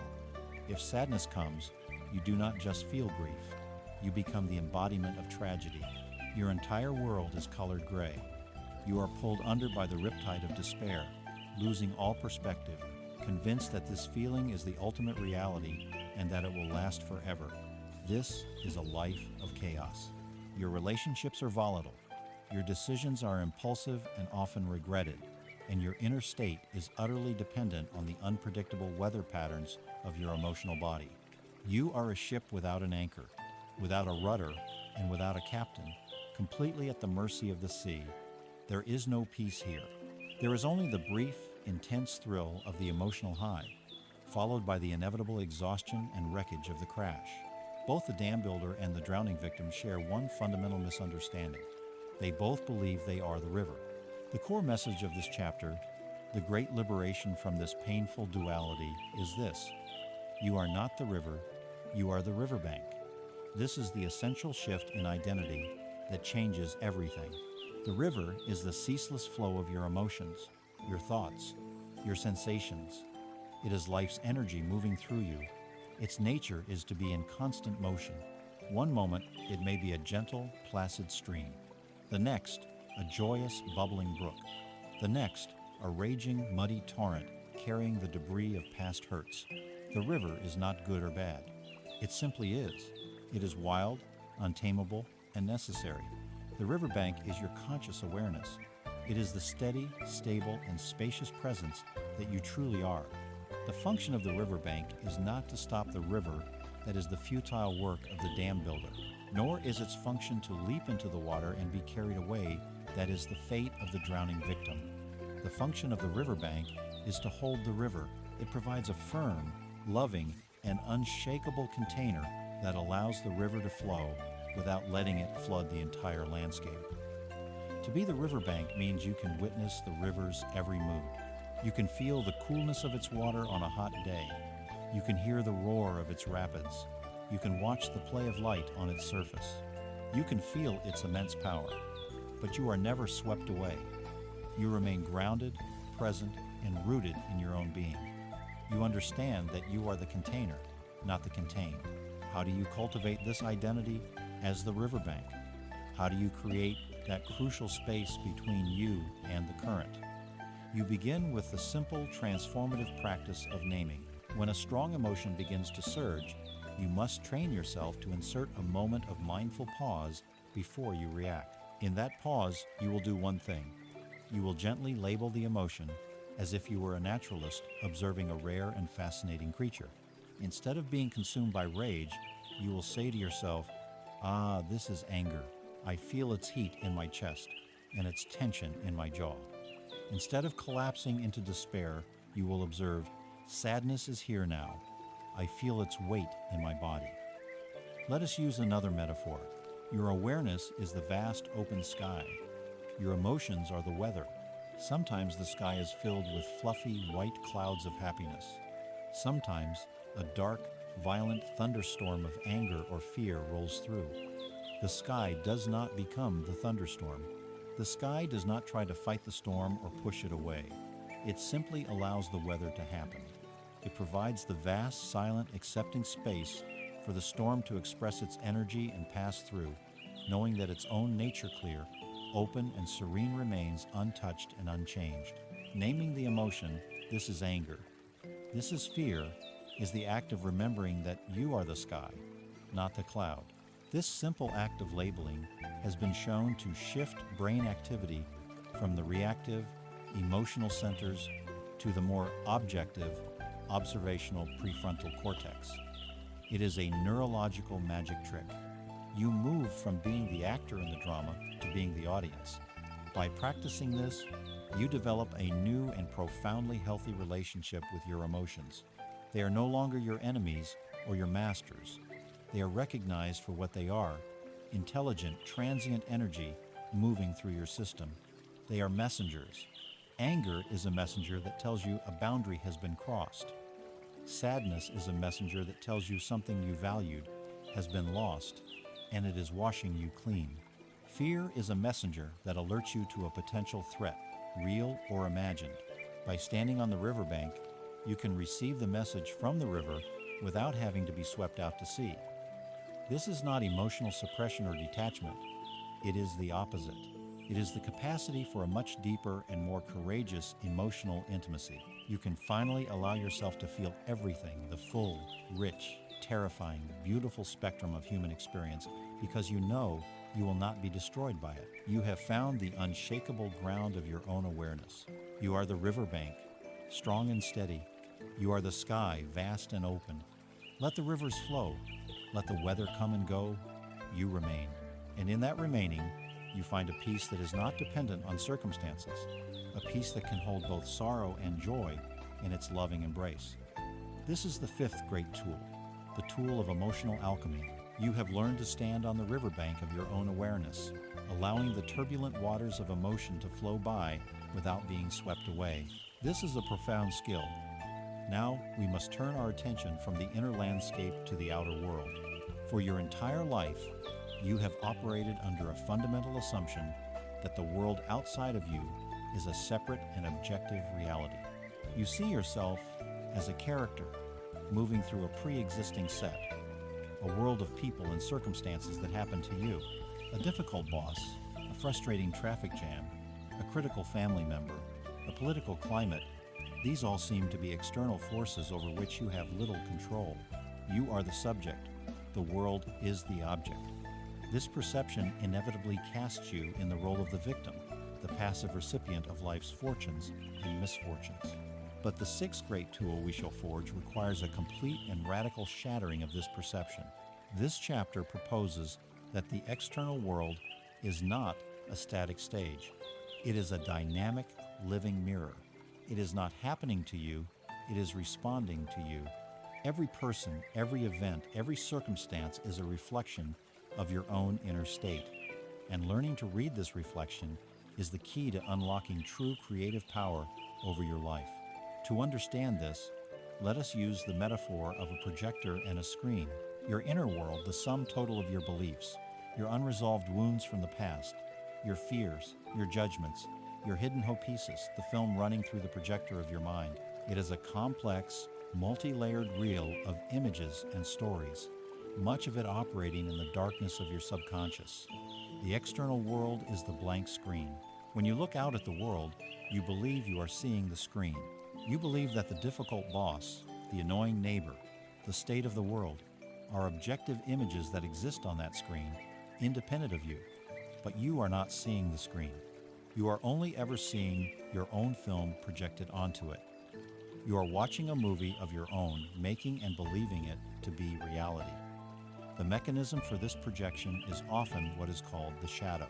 These are the parts of yourself that you have disowned, that you have deemed unacceptable and pushed down into the darkness. Your arrogance, your vulnerability, your laziness, your anger, your greed, because you cannot bear to see these qualities in yourself, your mind, in its cleverness, projects them outward and finds them in other people. The person whose arrogance infuriates you the most is a mirror for a disowned part of your own ego. The lazy person who triggers your contempt is a reflection of your own repressed desire for rest, or a mirror for your own harsh inner taskmaster who whips you into constant activity. These people and situations that hook you, that generate a strong emotional charge, are your greatest teachers. They are celestial alarm clocks, ringing loudly to draw your attention to a part of yourself that you have abandoned and that is desperately calling for your attention. The primary source of your suffering and frustration is that you spend your entire life trying to polish the mirror. When you see a reflection you do not like, you attack the mirror. You try to fix, change, or control the other person. You argue with them. You try to prove them wrong. You gossip about them. You devote immense mental and emotional energy to wishing they were different. You are like a person who wakes up with a smudge of dirt on their face, looks in the mirror, and spends the entire day trying to wipe the smudge off the glass. You scrub the mirror. You get angry at the mirror for being so stubborn. You might even shatter the mirror in a fit of rage, only to find the same smudged face looking back at you from every broken piece. The conflict is clear. It is the externalized battle of blame, judgment, and control versus the courageous, humble act of turning your gaze inward. It is infinitely easier to find fault in the world, to blame your unhappiness on your circumstances or on other people. This makes you the righteous hero or the innocent victim in your own story. It is much, much harder to ask the terrifying question, how am I creating this? What is this person, this situation, reflecting back to me about myself? To take this step is to abandon the comfortable role of the victim and to assume the immense and radical responsibility of being the creator of your own experience. It is the end of all excuses. The core message that liberates you from this futile battle is found in the wisdom of the echo. Imagine your life as a vast canyon. The reality you experience is the echo. For years you have been shouting things into the canyon. The world is unfair. People can't be trusted. There's never enough. And the canyon, in its perfect, impartial fidelity, has echoed those exact messages back to you, confirming your beliefs. You hear the echo of unfair, untrustworthy, not enough. And you say, see, I was right. You believe the canyon is originating the message, but it is not. The canyon has no voice of its own. It is only an amplifier. It can only return to you the energy and the frequency that you send out. If you want to hear a different echo, you must have the courage to send out a different call. If you want to experience a world of kindness, you must first shout kindness into the canyon of your own heart. If you want to experience abundance, you must generate the feeling of abundance within yourself, regardless of your external circumstances. This is the meaning of be the change you want to see in the world. It is not a platitude. It is a precise manual for reality creation. You must stop arguing with the echo. You must turn your attention back to the source of the call, your own inner state of being. You cannot change the world by fighting the reflection. You change the world by transforming the source. When you change, the reflection in the mirror changes instantly and without effort. How do you use this mirror, this echo, as a practical tool for growth? You do so by changing your response to being emotionally triggered.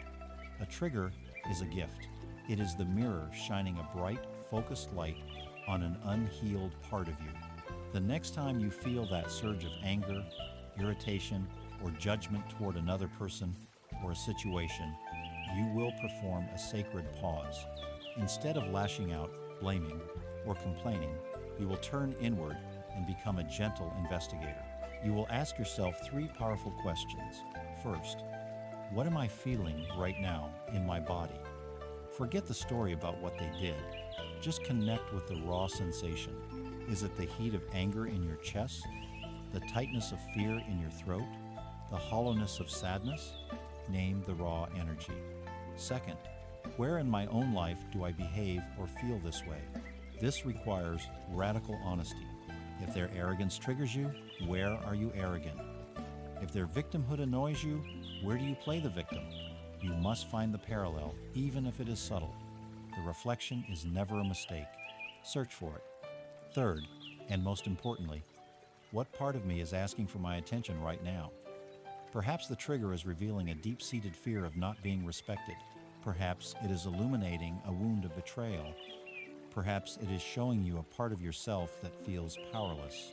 The trigger is a loving messenger from your subconscious, pointing directly to the next place that needs your healing, your compassion, and your love.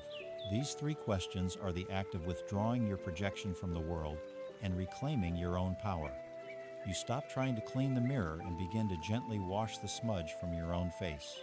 When you begin to live from this understanding, the world transforms. It ceases to be a random collection of hostile or indifferent forces. It becomes your personal guru, your customized spiritual feedback system. Every frustrating person becomes a teacher. Every painful event becomes a lesson. Every challenge becomes an opportunity to see yourself more clearly and to heal more deeply. You are no longer a victim, tossed about by the whims of an uncaring world. You are a conscious creator, a student in a perfectly designed classroom. You realize that the ultimate power lies not in changing the world, but in changing yourself. The path to a peaceful world is through a peaceful heart. The path to a loving world is through a loving heart. The path to an abundant world is through an abundant heart. You stop waiting for the world to change so you can feel good. You start doing the inner work to feel good, and you watch with wonder and with awe as the world rearranges itself to match your new reflection. This is the end of blame. This is the end of victimhood. This is the beginning of true freedom. You have now gathered a collection of powerful inner tools. You have learned to find wisdom in the silence and grounding in the body. You have begun to reforge your will through discipline, to read the compass of discomfort, to stand on the riverbank of emotion, and to see the world as a mirror of your own soul. But all of these tools, as potent as they are useless without the one resource required to activate them. They lie dormant in the workshop of your spirit, waiting for the energy that will bring them to life. This final chapter in the second phase of our journey reveals the nature of this master energy, the fuel for all transformation. It is the most valuable and endangered resource you possess. It is the currency of your life. It is your attention. In the agrarian age, wealth was land. In the industrial age, it was capital. In the information age we now inhabit, the ultimate asset, the true currency of power and creation, is focused human attention. And you must understand, with absolute clarity, that there is a war being waged for this currency, and by default, you are losing. This chapter is about how to reclaim your fortune. Let us be clear about the nature of this war. It is not a distant battle fought by armies. It is a silent, intimate war fought on the battlefield of your own mind, every single day. The business model of many of the world's most powerful corporations is not to sell you a product, it is to capture mind and then sell your attention to the highest bidder. You are not the customer, you are the product. Your attention is the raw material being harvested. Sophisticated algorithms, designed by teams of brilliant engineers and psychologists, are aimed at a single target: your consciousness. The infinite scroll, the red notification bubble, the personalized feed, the clickbait headline, the manufactured outrage, these are not neutral tools. They are precision-engineered weapons designed to hijack your brain's ancient reward pathways. They keep you in a state of perpetual, low-grade distraction, always seeking the next small dopamine hit from a new piece of information, a new like, a new controversy. The price you pay for this constant stream of shallow stimulation is catastrophic. Your mind becomes fractured, unable to sustain focus on a single task for more than a few minutes. You lose the ability for deep thought, for contemplation, for nuance. You live in a state of chronic, low-level anxiety, your nervous system constantly agitated by the endless stream of information and alerts. You feel a profound sense of being busy but unproductive, of being connected to everything but deeply engaged with nothing. The core conflict of modern life is this: your soul's deep yearning for meaning, purpose, and focused creation versus the powerful, external economic forces that profit from your shallow, reactive distraction. You are, quite literally, leaking your life force away, one mindless click, one distracted moment at a time. The most fundamental law of inner alchemy is this: your life is, and always will be, the sum total of what you have paid attention to. You become what you behold. Your attention is the primary creative force in your universe. It is the energy that nourishes and gives life to whatever it touches. Where your attention goes, your energy flows, and what your energy flows to grows. This brings us to our central metaphor. Your attention is like a beam of pure sunlight. It is a generative, life-giving force. The universe is impartial. The sun does not judge, it simply shines. If you choose to direct the sunlight of your attention onto the weeds in your mental garden, the weeds of celebrity gossip, of political outrage that you cannot influence, of comparing yourself to others on social media, of replaying past grievances, then you will cultivate a magnificent garden of weeds. Your life will be filled with anxiety, resentment, and a sense of powerlessness. If, however, you choose to consciously direct that same beam of sunlight onto your fertile soil, onto learning a new skill, onto being truly present with a loved one, onto your creative work, onto the practice of gratitude, onto cultivating inner silence, you will grow a garden of purpose, beauty, and profound fulfillment.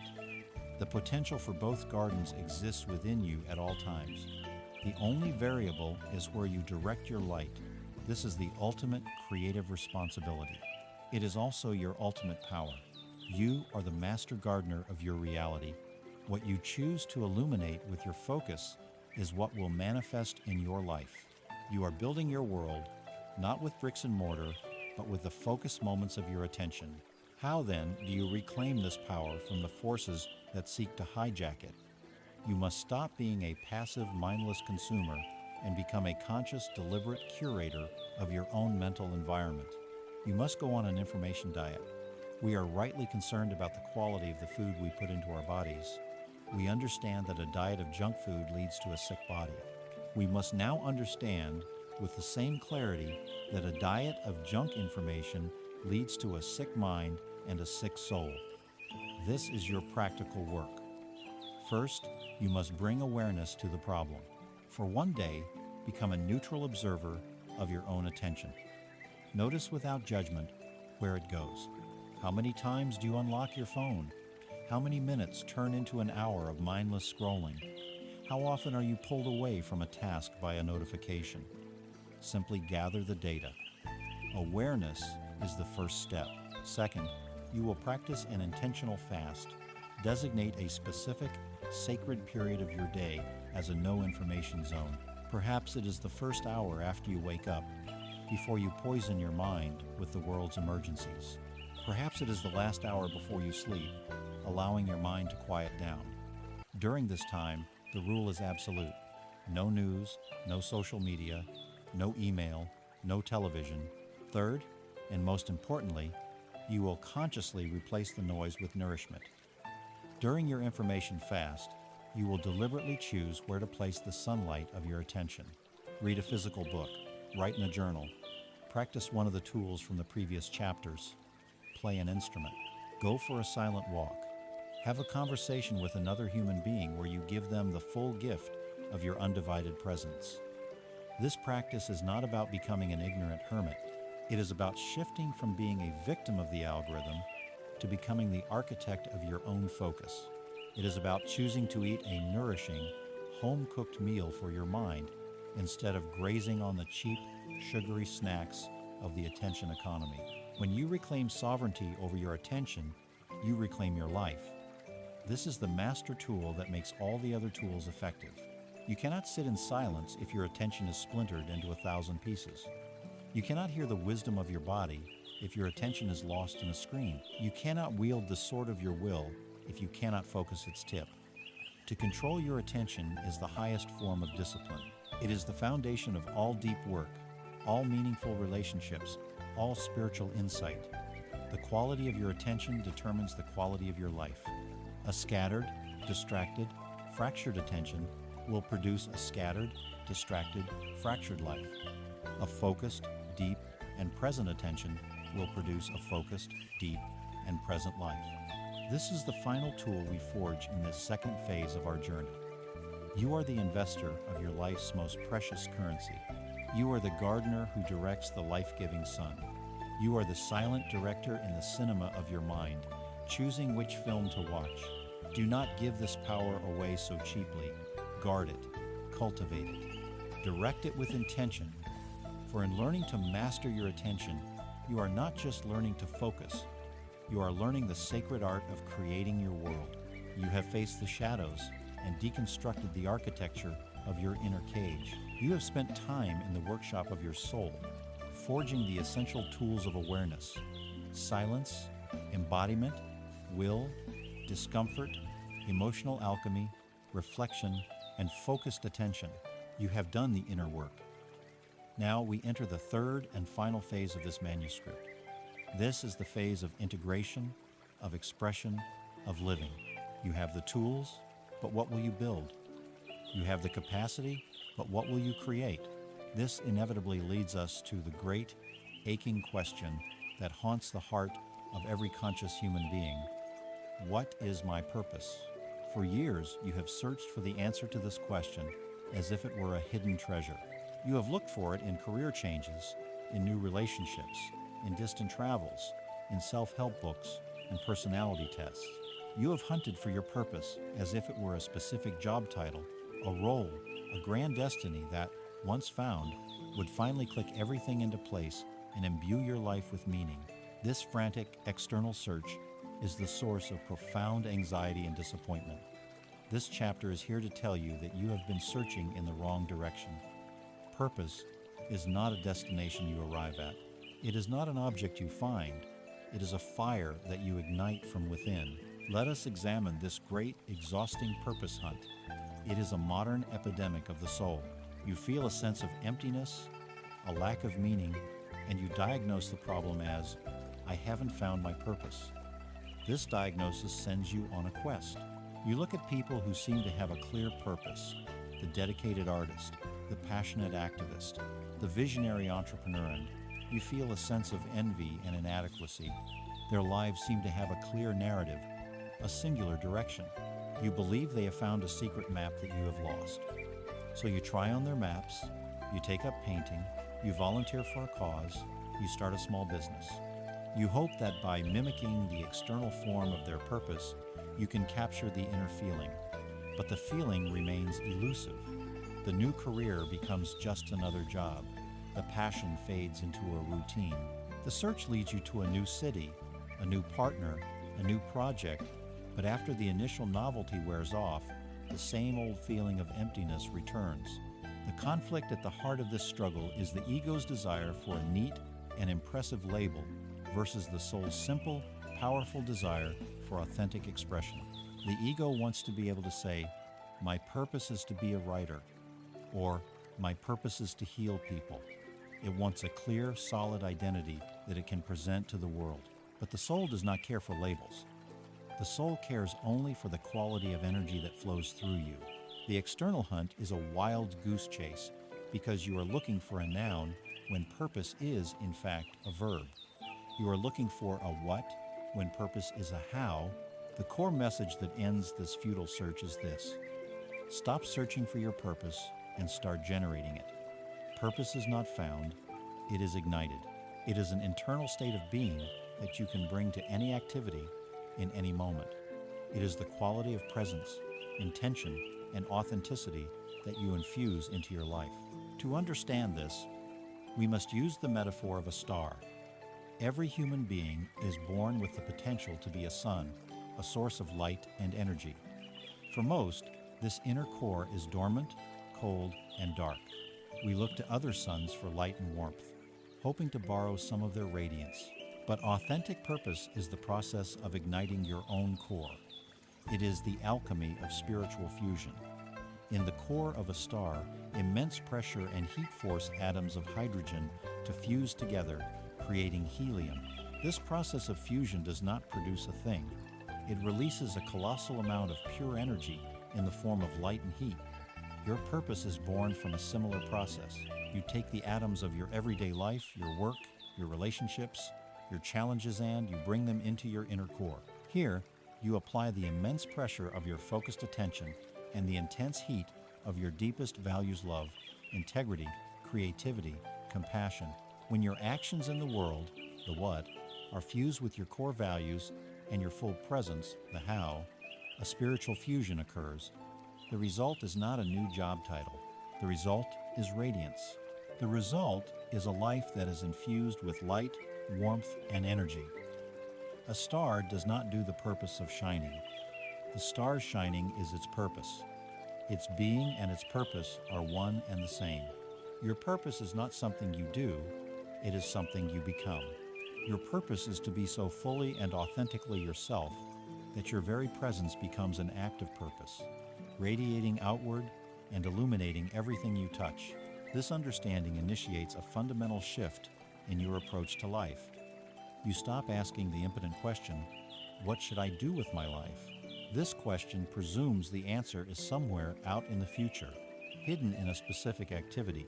Instead, you begin to ask the infinitely more powerful question, how can I bring the totality of who I am to what I am doing right now?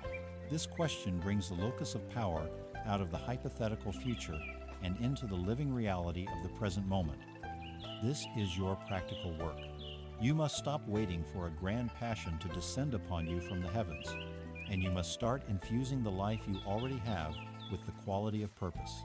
Your current life, no matter how mundane it may seem, is your sacred training ground. It is the laboratory where you will practice this inner fusion. Take the most mundane tasks of your day and transform them into acts of purpose. When you wash the dishes, do not do it with a mind that is a million miles away, rushing to get it over with. Bring your full attention to the task. Feel the warmth of the water on your hands. Notice the clean scent of the soap. Take pride in the act of bringing order and cleanliness to your environment. In that moment, washing the dishes becomes a meditation, an act of care. It's what is mundane, but it's how is purposeful. When you write an email at work, do not just rush through it. See it as an opportunity to practice clarity, kindness, and effective communication. Infuse the words with your integrity. When you listen to a friend, give them the sacred gift of your full, undivided presence. Put your phone away. Don't just wait for your turn to speak. Listen with the intention to understand, to connect, to offer the space of your awareness. In that moment, you are not just having a conversation. You are being a vessel of love and presence. That is purpose. Purpose is not found in a different set of activities. It is found in a different quality of attention applied to your existing activities. When you begin to live this way, a miracle occurs. You stop looking for meaning and you start creating it moment by moment. You realize that purpose is not a single, monolithic thing. It is a mosaic built from thousands of small, purposeful moments. The pressure to find the one big thing dissolves, replaced by the quiet joy of infusing your day with quality and presence. You don't need to quit your job and move to a monastery to live a purposeful life. You can be a purposeful accountant, a purposeful janitor, a purposeful parent. The what becomes secondary to the radiant how that you bring to it. And from this place of inner ignition, your external life will begin to align. As you bring your full, authentic self to your moments, you will naturally gravitate toward activities and relationships that resonate with your inner light, and you will effortlessly move away from those that do not. You no longer need to hunt for the path. By becoming the light, the path reveals itself before you. You are the star. Your purpose is not to search for light, but to be it, to shine, to radiate the unique energy, warmth, and wisdom that is yours alone to give. The fire is not in a distant land. It is in your own heart. Your only task is to gather the kindling of your daily life and with the breath of your own conscious presence to choose to light it.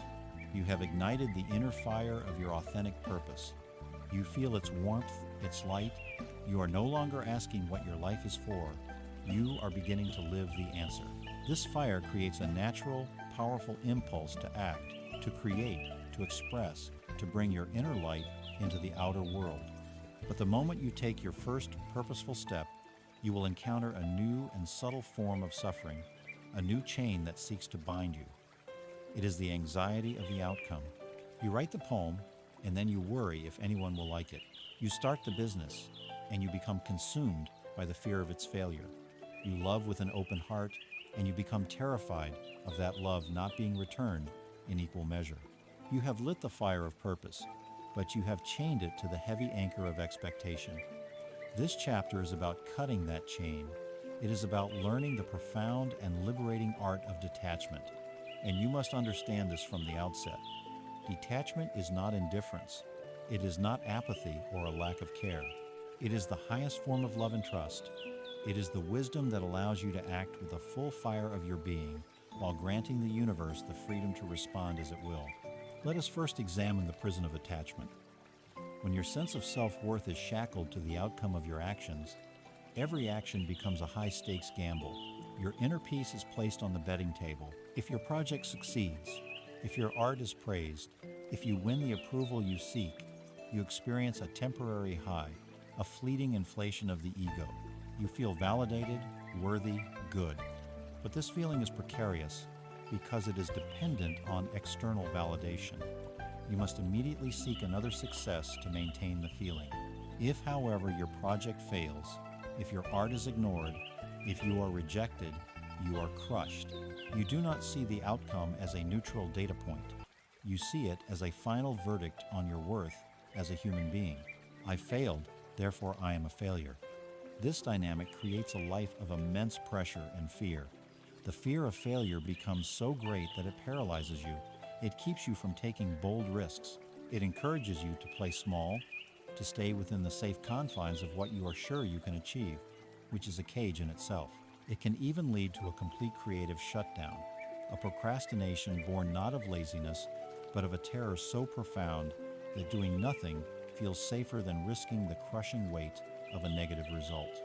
The conflict here is between the soul, which yearns to express itself freely and playfully, and the ego, which is terrified of judgment and demands a guaranteed return on its investment of effort. The joy of the creative process is replaced by the grim, stressful work of trying to manage and control an uncontrollable future. Your purpose, which should be a source of light, becomes a source of deep and constant anxiety. The path to liberation from this prison lies in the wisdom of the archer. Imagine a master archer standing before a target. The archer's mind is calm, her body is still, her focus is absolute. She knows, with a wisdom born of long practice, which parts of the process are within her control and which are not. Within her sovereign domain are her stance, the stability of her feet on the earth, the rhythm of her breath, deep and slow, the focus of her eye on the target, the smooth, powerful drawing of the bowstring, and the clean, crisp, surprising release of the arrow. This entire sequence, the processes, her art. It is her meditation. It is where she pours 100% of her being. This is her domain. What is not in her domain? She cannot control the sudden gust of wind that might arise the moment after the arrow is released. She cannot control a subtle shift in the light that might play tricks with her perception. She cannot control the possibility that the target itself might be flawed. These things are the domain of the universe. The foolish archer attaches her self-worth to the arrow hitting the bullseye. If it does, she is proud. If it does not, she is frustrated and ashamed. The wise archer, however, attaches her sense of mastery and fulfillment to the quality of her shot. Her joy is in the perfect stance, the steady breath, the clean release. Once the arrow has left the bow, her work is done. She watches its flight with calm curiosity, but she has already released it, not just from her bow, but from her heart. She has given the outcome over to the larger forces at play. The core message is this: you must become the wise archer. You must fall in love with the process of living, with the quality of your own effort. Your power, your growth, and your honor are not found in the result. They are found in the integrity of the action itself. How do you bring this sacred philosophy into the fabric of your life? You do so by consciously shifting your definition of success away from the external outcome and toward the internal quality of your engagement. This is your practical work. Before you begin any significant action on a job application, an important conversation, a creative session, a workout, you will take a moment to perform a quiet ritual of intention. But you will not set an intention for the result. You will set an intention for your effort. Let us take an example. You have a crucial job interview. The old, attached way of thinking would be to set the intention. My goal is to get this job. This immediately creates pressure and fear. Your focus is on pleasing the interviewer, on saying the right things, on performing.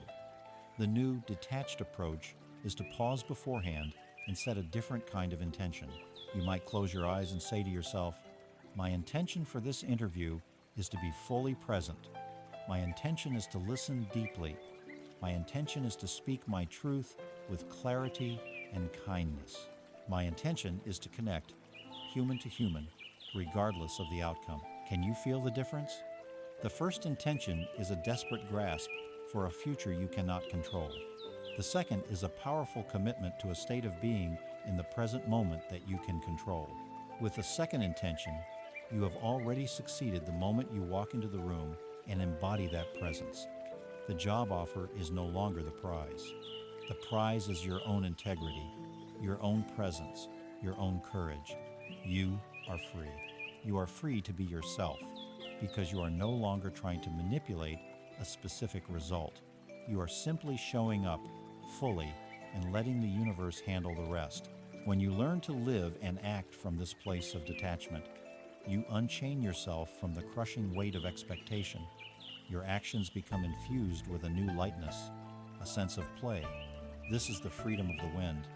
The wind moves, it touches everything, it has great power, but it is attached to nothing. It flows around obstacles with grace. It does not mourn the leaf it cannot lift or the mountain it cannot move. It simply continues on its path. When you detach from the fruits of your labor, you become like the wind. You are free to be bold. You are free to try ambitious things and to risk magnificent failures because your identity is no longer on the line. Failure ceases to be a judgment on your worth and becomes simply what it is: a data point, a lesson, a course correction. You can finally give your all, hold nothing back, because you are not trying to get anything in return.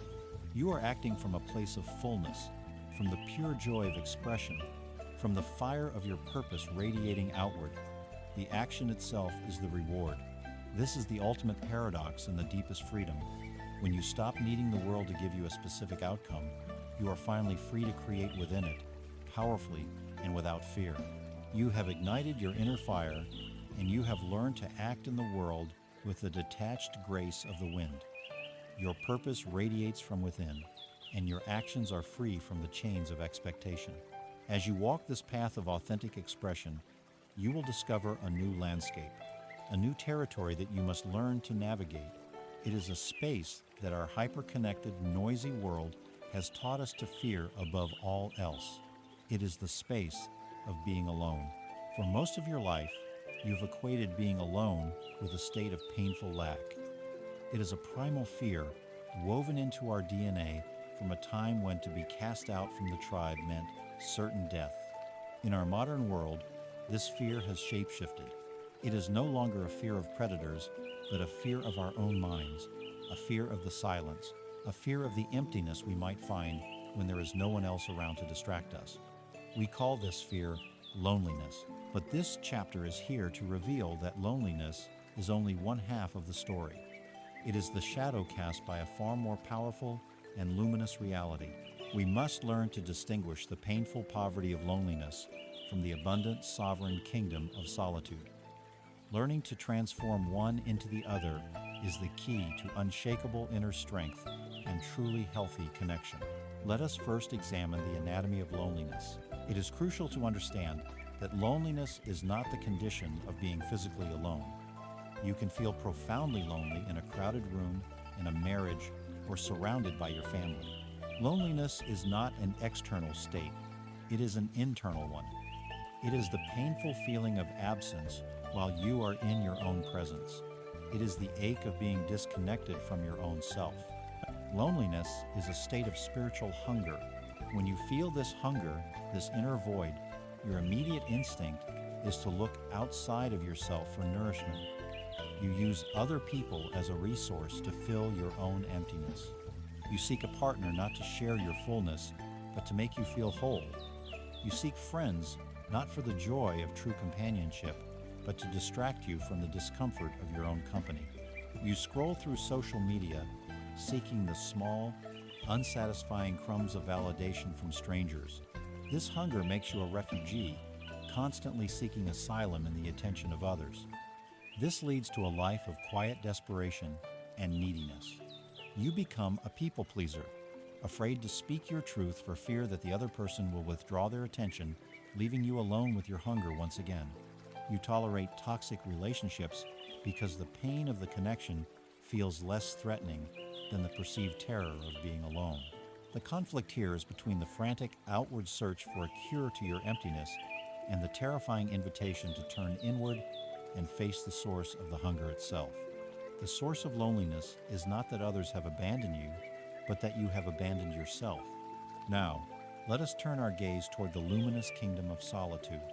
Solitude is the polar opposite of loneliness, though from the outside they may look identical. Solitude is not a state of lack. It is a state of profound presence. It is not something that happens to you. It is something you consciously choose. Solitude is the intentional, sacred act of retreating from the noise of the world to connect deeply with your own being. It is here that we must embrace the metaphor of the earth, of your own sovereign ground. Imagine that your soul is a plot of land. For your entire life, you have been a frantic farmer, running to your neighbor's plots to beg for a cup of water or a handful of seed, convinced that your own land is barren. You have never stopped to actually walk your own ground, to feel its texture, to test its richness, to dig a well. Solitude is the act of coming home to your own land. It is the decision to stop being a refugee and to start being a sovereign ruler in your own inner kingdom. When you choose solitude, you are choosing to walk your own earth. You spend time learning its unique landscape, its sunlit meadows of joy, its dark forests of sorrow, its hidden springs of creativity. You sit by your own fire, listening to the whispers of your own intuition, no longer needing the chatter of others to feel alive. It is on this sacred ground that you draw your own nourishment.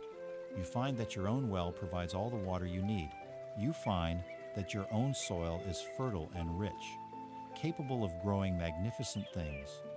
The core message is this: when you are deeply rooted in the earth of your own being, you cease to be hungry. You are nourished from within. And it is only from this place of inner fullness that you can engage with the world in a truly healthy way. You no longer approach others as a beggar with an empty bowl. You approach them as a fellow sovereign, standing firmly on your own ground, ready to connect not from need, but from a place of generous, overflowing abundance. How do you begin to cultivate this inner kingdom? How do you learn to find nourishment in your own soil? You must begin by treating time with yourself as a sacred and non-negotiable event. This is your practical work. You will schedule a royal appointment with yourself once a week. It is a date with the sovereign of your inner world you. First, you must schedule it. Look at your calendar and block out a period of time, an hour, an afternoon that is for you alone. Protect this appointment as fiercely as you would a meeting with your most important client or a promise to your dearest loved one. Do not allow it to be pushed aside by the demands of others. This is an act of declaring that your relationship with yourself is a priority. Second, you must choose your activity with intention. This is not a time for running errands or catching up on chores. This is a time for soul nourishment. What does the sovereign in you wish to do? Perhaps it is a quiet walk in the woods. Perhaps it is sitting in a beautiful cafe, reading a book that has nothing to do with your work. Perhaps it is visiting an art museum and allowing yourself to be filled with beauty. Perhaps it is simply sitting at home, listening to music, and doing absolutely nothing. The activity must be something that you do for the sheer joy and nourishment of it. Third, during this appointment, you must practice being your own best companion. This means your phone is not the companion. It can be with you for logistics, but it remains in your pocket or your bag. The purpose is not to distract yourself from your own company, but to delight in it. Notice your own thoughts, your own feelings. Be curious about yourself. If you are sitting in a cafe, watch the world go by and notice what captures your attention. You are learning that your own presence is enough. You are learning to enjoy the quiet, steady company of the one person who will be with you for your entire life. By practicing this weekly appointment, this sacred act of solitude, you begin to heal the deep wound of self-abandonment. You are teaching yourself through direct experience that you are not empty. You are a vast, rich, and fascinating kingdom. Your own company is not a punishment, it is a privilege. Solitude is the soil in which your creativity will bloom, because it is only when you are free from the gaze of others that your most original and authentic ideas can emerge. It is the wellspring of your inner strength, for it is in the quiet dialogue with your own soul that you find your deepest convictions. And paradoxically, solitude is the foundation for all true connection. When you are no longer afraid of being alone, you are no longer desperate for company. You can choose your relationships from a place of discerning wisdom, not hungry need. You can offer your friends and your partner the greatest gift of all, a person who is already whole. You do not need them to complete you. You want them to share in your completeness. Do not fear solitude. It is not an enemy. It is your birthright. It is not the act of turning your back on the world. It is the sacred practice of gathering your own strength, cultivating your own garden, and coming home to your own sovereign earth, so that when you do return to the world, you do so not as a beggar, but as a king. You have lit the fire of purpose in your heart. You act with a detached freedom of the wind, and you have found a deep, nourishing strength in the sovereign earth of your own solitude. Standing now on this firm ground of your own being, you look up. What do you see? For most of your life, you have perceived a ceiling. It is an invisible but profoundly real barrier that has dictated just how high you are allowed to rise, how much you are allowed to want, how brightly you are allowed to shine. This ceiling is constructed from the sum of your past failures, the whispered limitations of others, and the deep internal story you tell yourself about who you are and what is possible for you. It is the boundary of your known world. But this chapter is here to hand you a hammer. It is here to tell you that this ceiling, which seems as solid as concrete, is nothing more than a persistent illusion, a mirage painted on the inner firmament of your mind. It is time to shatter that illusion and to remember your true nature, a nature as boundless, as open, and as full of infinite potential as the night sky itself. Let us first examine the architecture of this invisible ceiling. It is not an external limitation imposed upon you by the world. It is an internal construct, a psychological box you have unknowingly built around yourself. The bricks of this box are your past experiences. I tried to start a business once and it failed, therefore I am not an entrepreneur. I was clumsy as a child, therefore I am not a graceful or athletic person. I got a bad grade in math, therefore I am not good with numbers. Each past data point is cemented into a rigid belief about your fixed identity. The mortar that holds these bricks together is the absorbed opinions of others. A parent who told you to be realistic. A teacher who said you lacked talent. A culture that tells you what a person of your gender, age, or background can and cannot do. You have taken these external opinions and mistaken them for objective truths. And the steel frame that gives this box its unyielding structure is that collection of core limiting beliefs we have discussed before. I am not worthy. I am not enough. It's not safe to be powerful. Over time, this box becomes your identity. You become comfortable within its confines. You are the person who is creative but not organized, the person who is kind but not assertive, the person who can only be so successful, so happy, so free. This identity, though limiting, feels safe. It is known, it is predictable. You have a solid sense of who you are, precisely because you have accepted the boundaries of who you are not. The great paradox is that while one part of you yearns to break free from this box, another, deeper part of you is terrified of what lies outside. This is the conflict between your desire for freedom and your fear of it. The ceiling, for all its limitations, provides a strange kind of safety. It protects you from the vertigo of infinite possibility. As long as you believe you are limited, you have an excuse for not taking massive action. You are protected from the risk of epic failure. If you believe you can only jump 2 feet high, you will never have to face the terror and challenge of attempting to leap over a 10-foot wall. To shatter the ceiling, is to accept a level of personal responsibility that is both exhilarating and terrifying. If you were to truly accept that your potential is limitless, that you could learn any skill, create any reality, become any version of yourself, what would your excuse be then? There would be none. You would be left alone with your own creative power and the stark, demanding freedom of infinite choice. The ego would rather be the undisputed king of a small, predictable cage than a humble, fumbling novice in a boundless sky. And so it clings to the story of limitation. It defends the ceiling. It whispers, "Be careful, don't reach too high, you might fall." It prefers the known misery of the box to the unknown challenge of a limitless existence.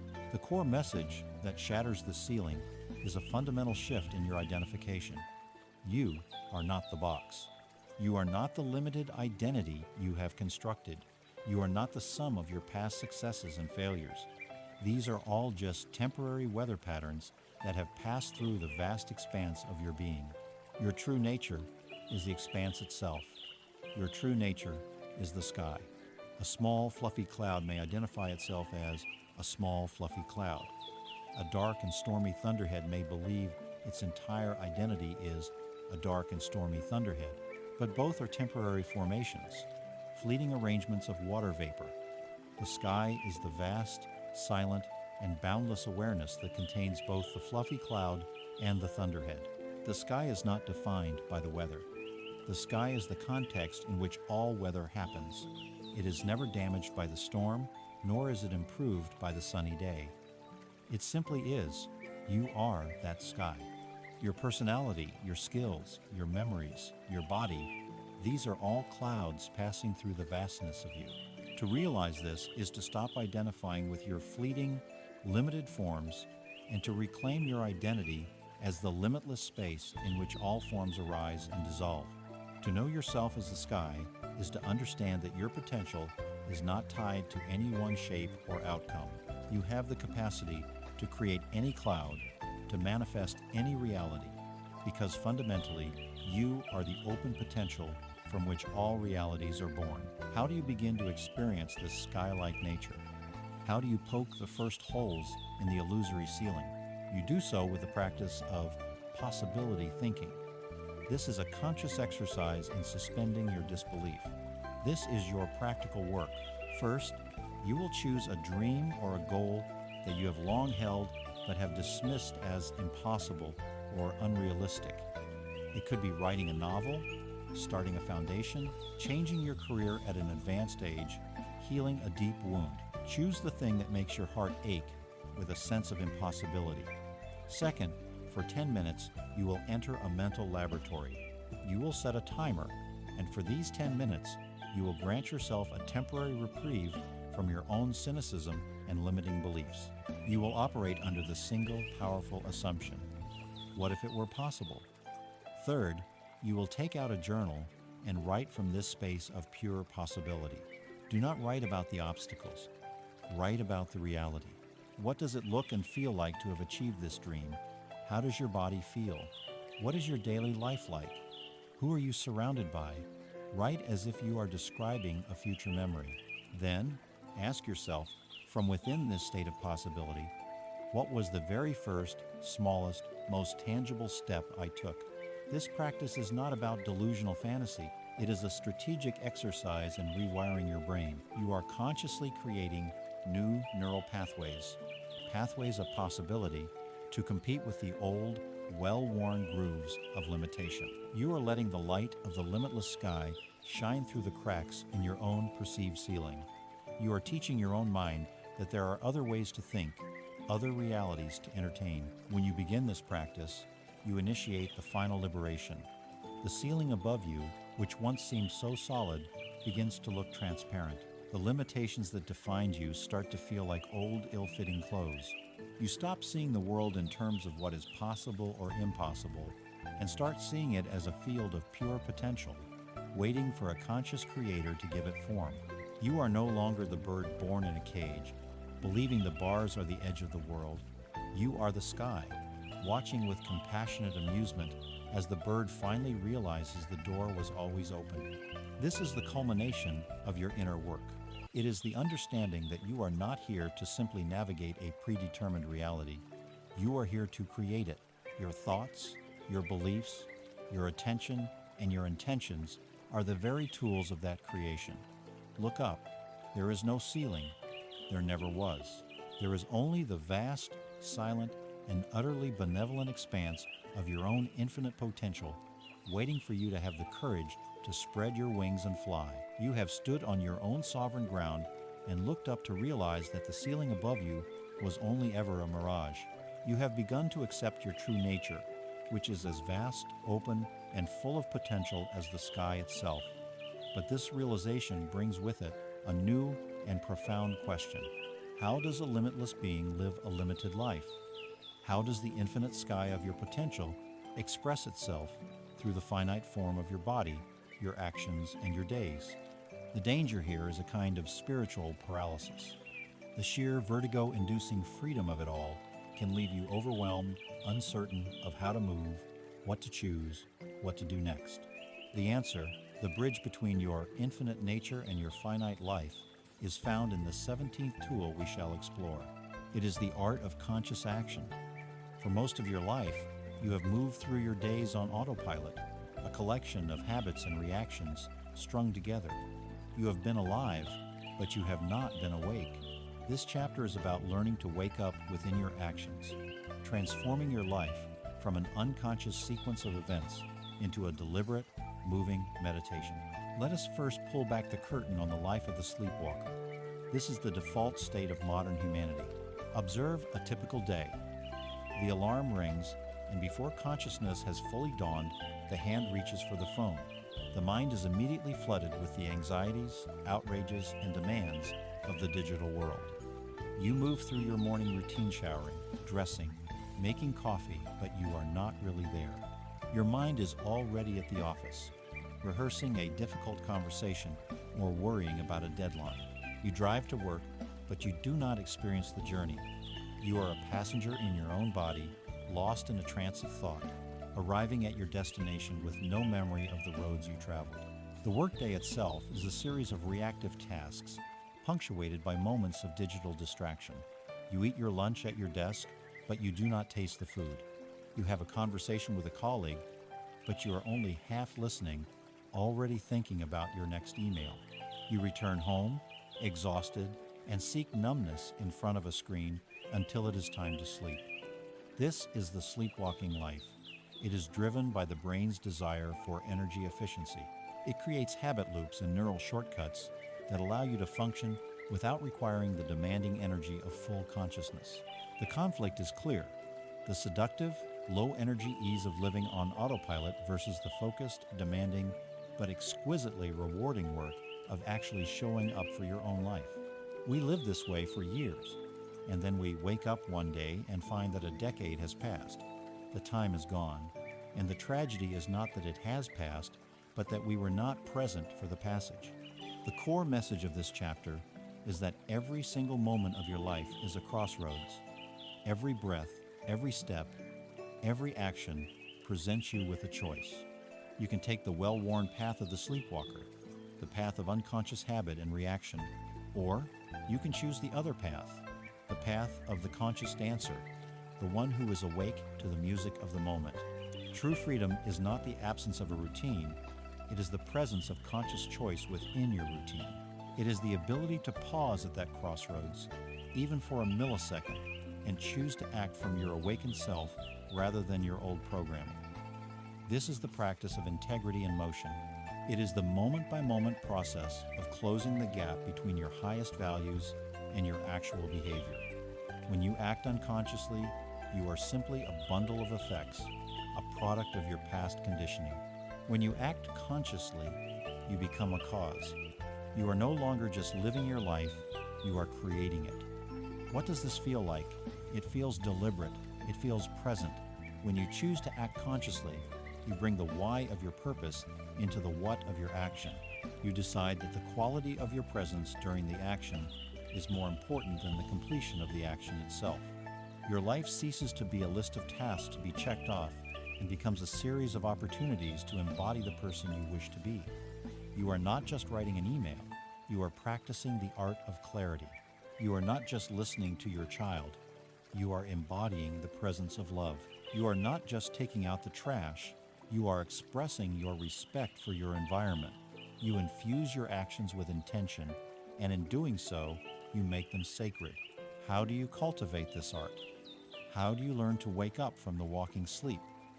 You do not begin by trying to overhaul your entire life at once. You begin by training the muscle of presence with one single simple task. You learn the art of single tasking in a world that worships the soul-fragmenting myth of multitasking. This is your practical work. You will choose a simple, mundane activity that you perform every day. It could be making your bed, it could be brushing your teeth, it could be drinking your morning cup of tea or coffee, and you will transform this task into a ceremony of presence. Let us take the example of washing a single dish. First, you will set the intention. For the next 3 minutes, washing this dish is the only thing that exists in my universe. You place the dish in the sink. You turn on the water. Second, you will engage your senses fully. You will feel the warmth of the water on your skin. You will see the shimmer of the soap bubbles. You will hear the sound of the sponge against the ceramic. You will smell the clean scent. You will become completely absorbed in the sensory reality of the act. You are not thinking about the next dish or what you have to do later. You are simply here, now, with this dish. Third, you will practice the gentle return. Your mind, being what it is, will wander. It will leap to a memory, a worry, a plan. This is not a failure. It is an opportunity. The moment you notice your mind has wandered, you will gently and without any self-judgment guide it back. You will return your attention to the feeling of the water, the sound of the sponge. Each time you do this, you are performing one repetition in the exercise of presence. You are strengthening the muscle of consciousness. This is not about washing the dish perfectly. It is a formal training ground for waking up. You are learning that even the most boring moments of your life can become portals to a state of deep peace and presence if you bring your full awareness to them.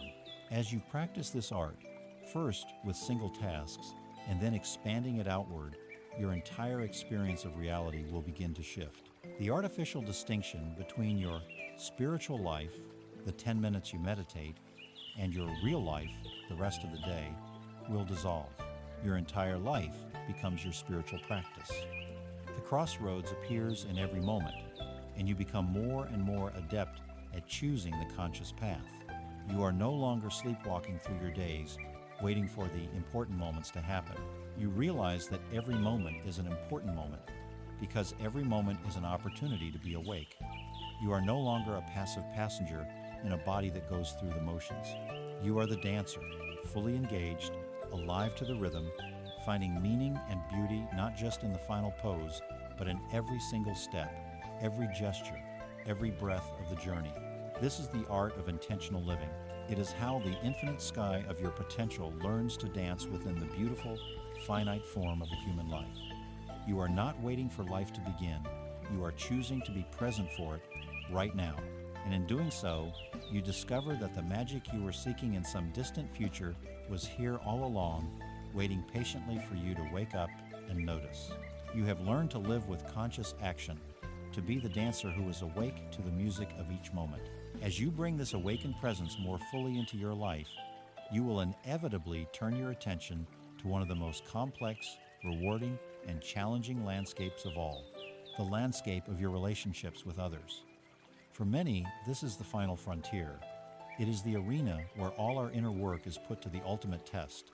It is easy to be a Zen master on a solitary mountaintop, but it is in our interactions with our partners, our families, our colleagues, and our friends that our true level of consciousness is revealed.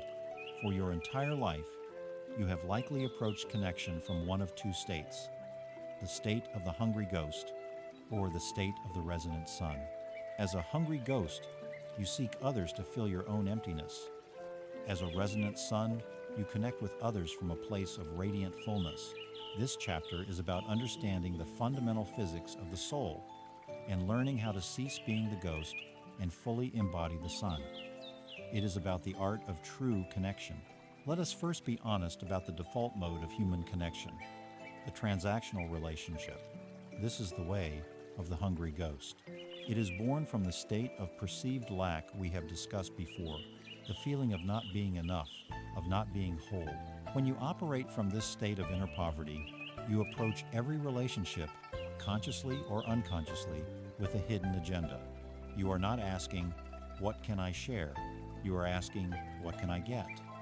You look to a romantic partner to be the source of your happiness and self-worth, to finally make you feel complete. You look to your friends to be a constant source of entertainment, validation, and emotional support, a distraction from your own inner world. You network professionally not from a genuine desire to collaborate, but from a calculated need to see how others can further your ambitions. In this model, other people become resources. Relationships become transactions, and you, in turn, become a performer. You wear the mask that you believe the other person wants to see. You say the things you think will win their approval. You people please. You contort yourself.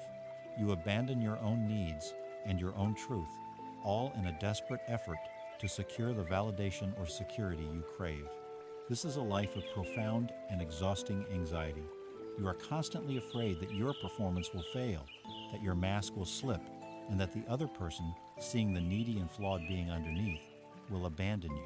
This is the conflict that plagues most human relationships. The exhausting, inauthentic performance required by the transaction versus the deep, soul-level yearning for a connection where you can finally, safely, be your true self. The path to that authentic connection is not found in becoming a better performer or in finding a more appreciative audience. It is found in understanding a fundamental law of the universe, the law of resonance. This is the core message that will transform your relationships. The universe is not a random collection of disconnected objects. It is a vibrational field. Everything in it, including you, is constantly emitting a frequency, a signal that is determined by your inner state of being. Your dominant thoughts, your emotional set point, your core beliefs, your level of self-love, all of these combine to create your unique energetic signature. And like attracts like. This is not a superficial New Age concept. It is a deep physical and metaphysical truth. To understand it, let us use the metaphor of the tuning fork. Imagine your soul is a tuning fork. When you are living from a place of inner lack, of self-abandonment, of believing you are not enough, your tuning fork is vibrating at a low, dissonant frequency. And according to the laws of physics, it will only cause other tuning forks of that same frequency to vibrate in its presence.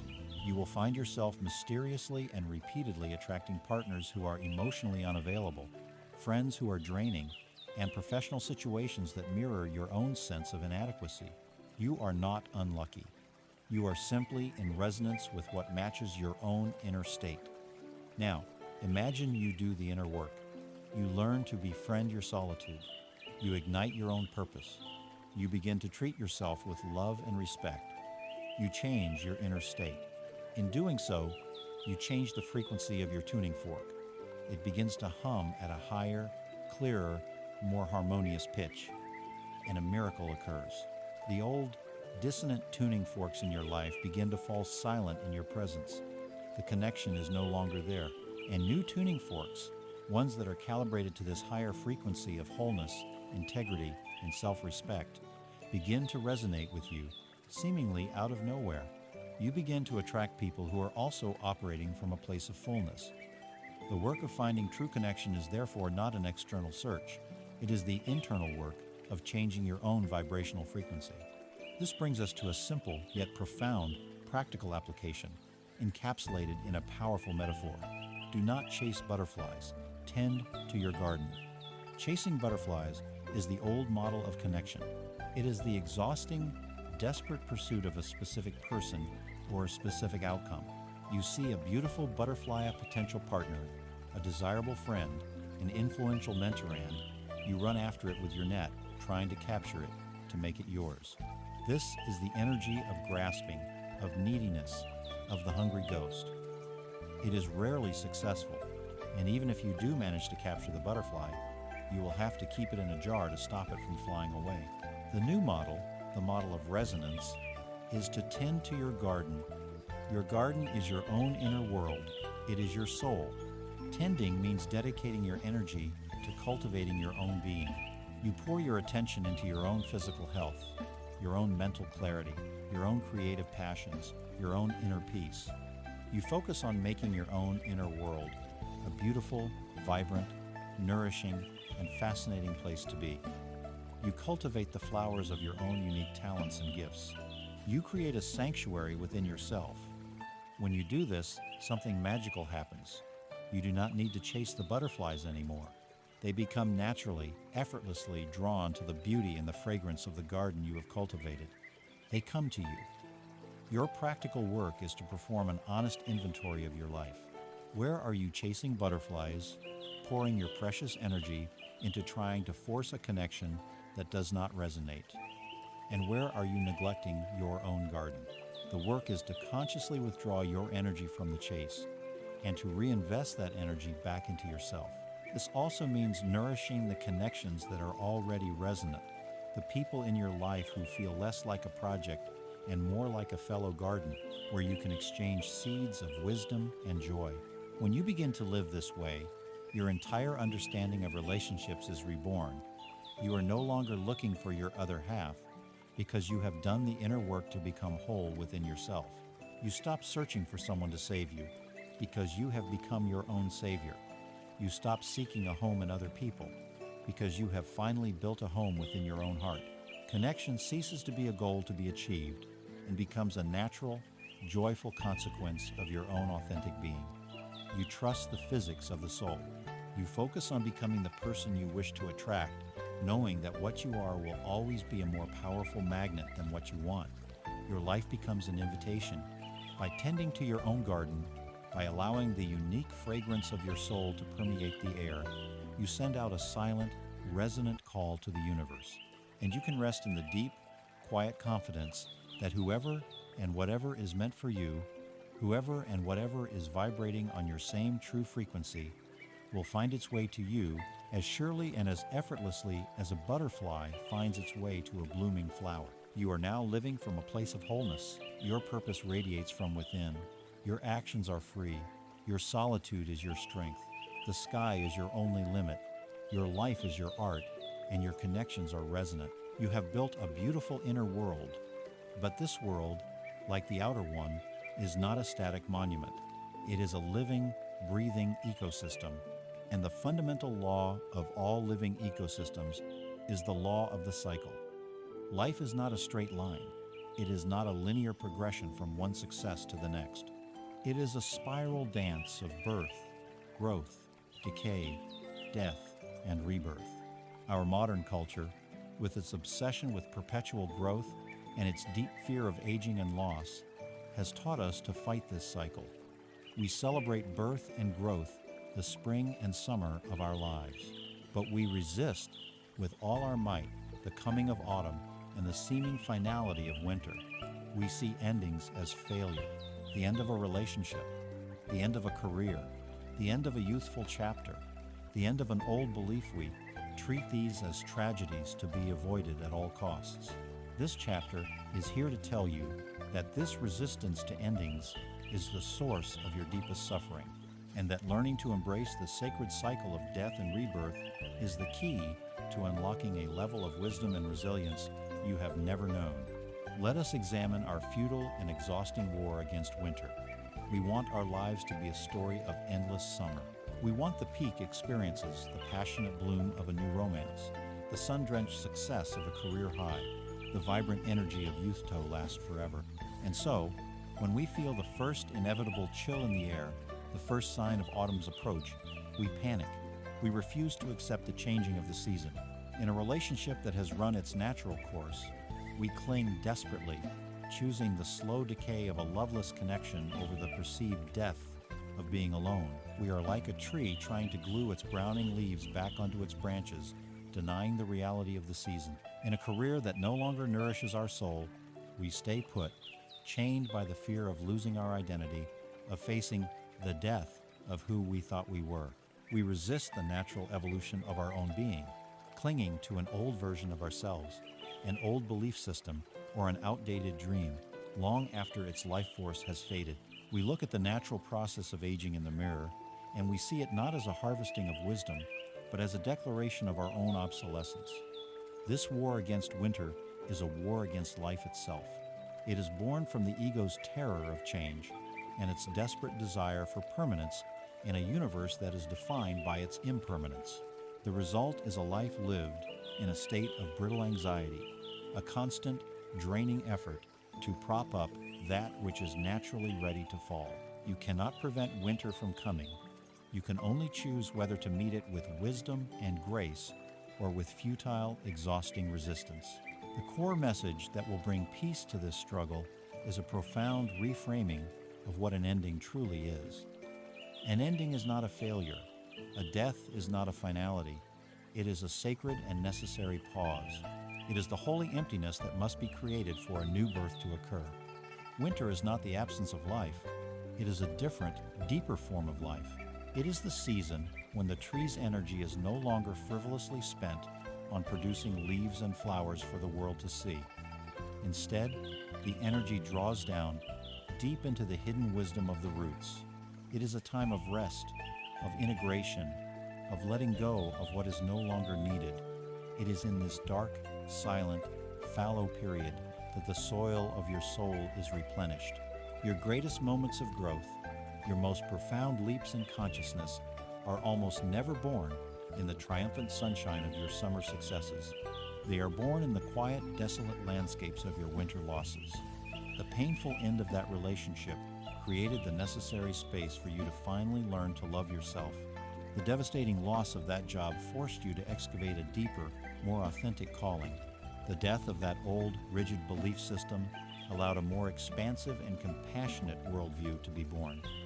You must stop seeing winter as a curse and begin to honor it as a sabbatical for the soul. It is the universe's loving way of telling you to rest, to go inward, and to gather your strength, for a new spring with new and unknown blossoms is already being prepared for you in the unseen realms. How then do we learn to move through these cycles with grace rather than with resistance? We do so by creating conscious ritual around our endings. We must learn to honor the death of a cycle as sacredly as we would celebrate a birth. This is where we embrace the wisdom of the phoenix. The phoenix is not afraid of the fire. It does not run from the end of its life cycle. It willingly, consciously, builds its own funeral pyre and allows itself to be consumed by the flames. It trusts, with a deep instinctual wisdom, that from the ashes of its old self, a new and even more brilliant self will be reborn. You must learn to become your own phoenix. This is your practical work.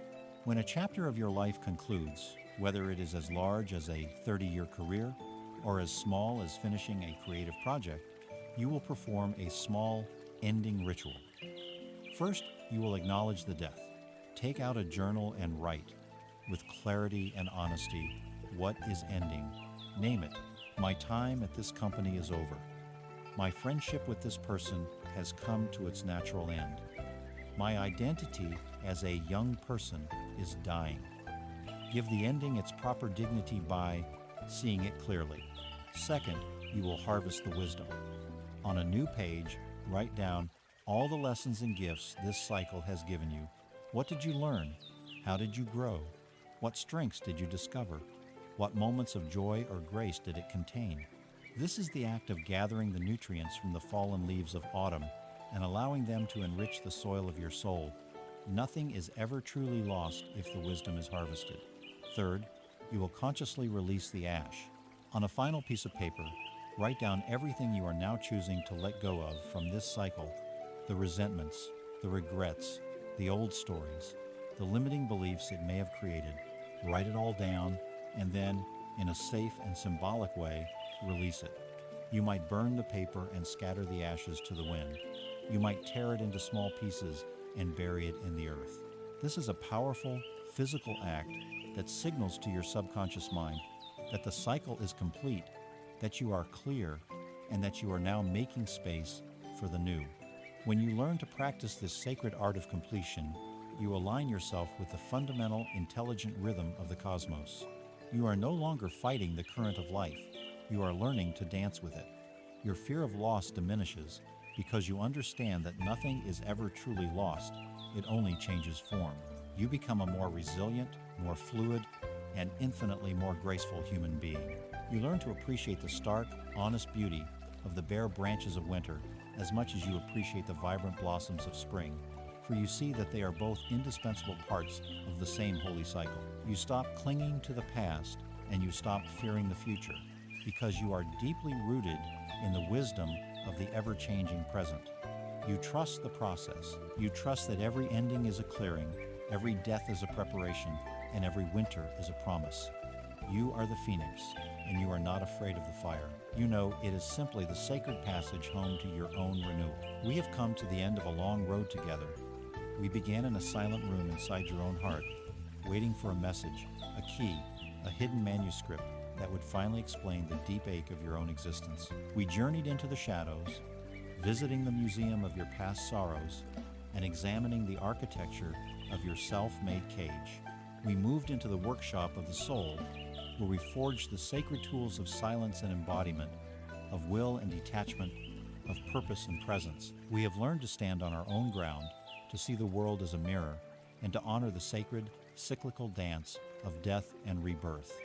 We have followed the map through 19 chapters, and now we arrive at the 20th and final chapter of the manuscript the universe has sent you.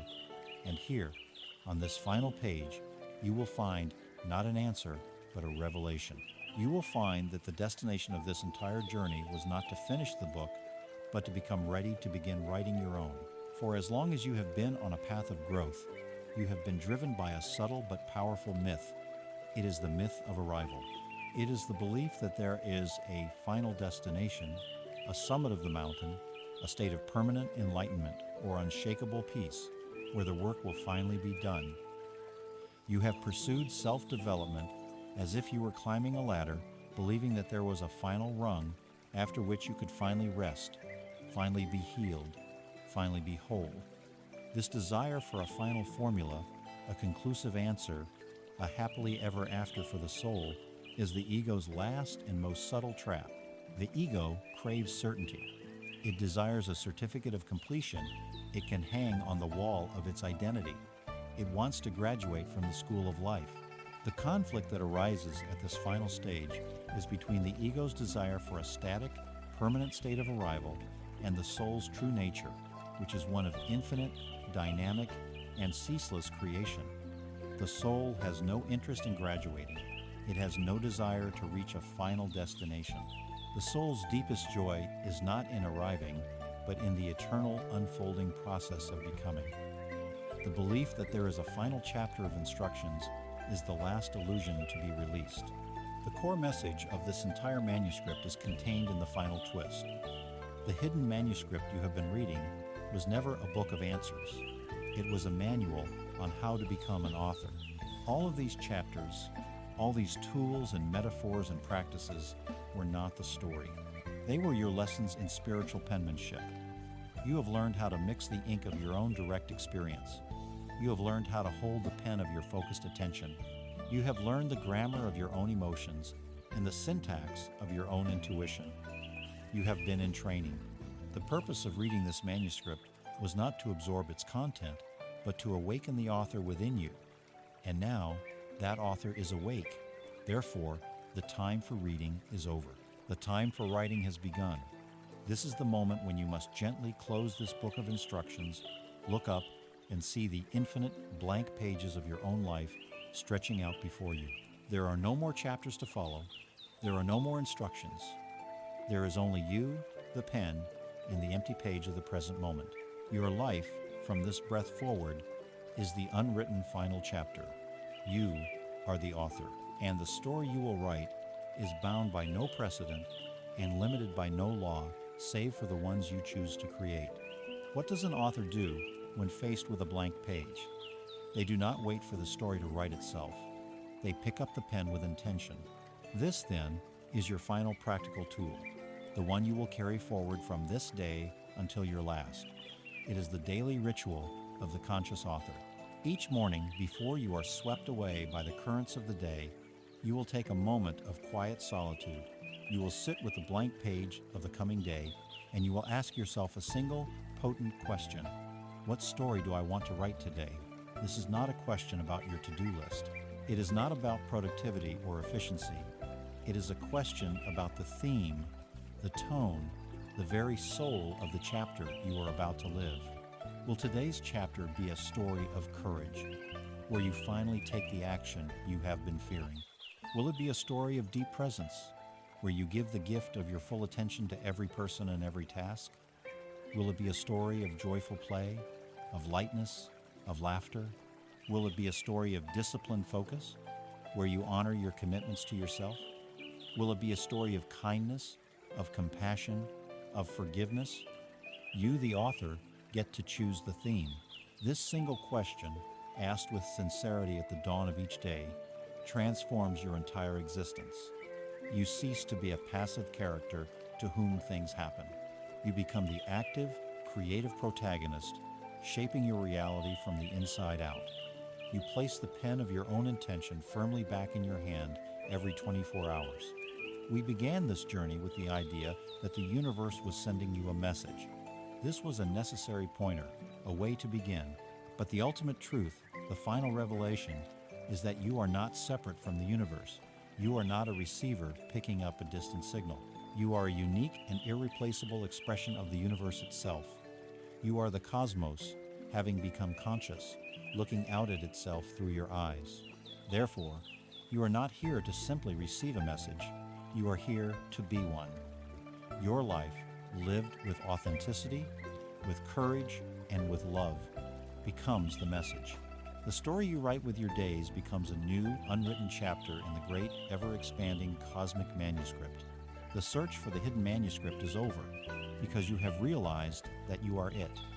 It is written in the light in your eyes, in the choices you make, in the love you give, in the silence you hold. It is written in the way you meet your own heart. There are no more instructions here. There is only a profound and loving silence, a vast and open space. It is the space of the blank page. The pen is in your hand. The ink is your own being. Now, write. And so, we arrive at the silence at the end of the words. The journey through these chapters is complete. We began together in a quiet space, waiting for a hidden manuscript to be revealed, a secret text that held the answers to a life of meaning. You sought a map. You hoped for a guide. You listened for a voice that could tell you the way home. Look now at how far you have come. Look at the tools in your hands. Feel the firm ground beneath your feet. See the open sky above you. The manuscript you were searching for is not here. It is not on any page. It is not in any book. It has dissolved. Its ink has become the living river of your emotions, flowing freely. Its pages have become the boundless sky of your potential, vast and without limit. Its words have taken root in the sovereign earth of your solitude. The manuscript was a chrysalis, and having done its work, it has fallen away. You are not the reader anymore. You have become the living text. You are the purpose, the connection, the cycle of rebirth, the unwritten final chapter. The wisdom you sought is no longer an idea you understand. It is the very energy you embody. This is not an ending. There is no final destination on this path, no summit where the journey is complete. This is a commencement. It is the beginning of a life lived awake, a life lived from the inside out. The tools are yours now. The compass of your heart is true. The pen of your intention is in your hand. The path forward is not a map to be followed, but a landscape to be created. The power you have unlocked is not the power of having all the answers. It is the far greater power of living peacefully, creatively, and courageously with the profound and beautiful questions. The premise of our journey was that the universe sends you a message when your soul is ready. And now, at the end of all this searching, the final truth is revealed. You are not separate from the universe, waiting for a message to arrive. You are the universe expressing itself for one brief and glorious moment as you. Therefore, the universe is not sending you a message. You are the message. Live it.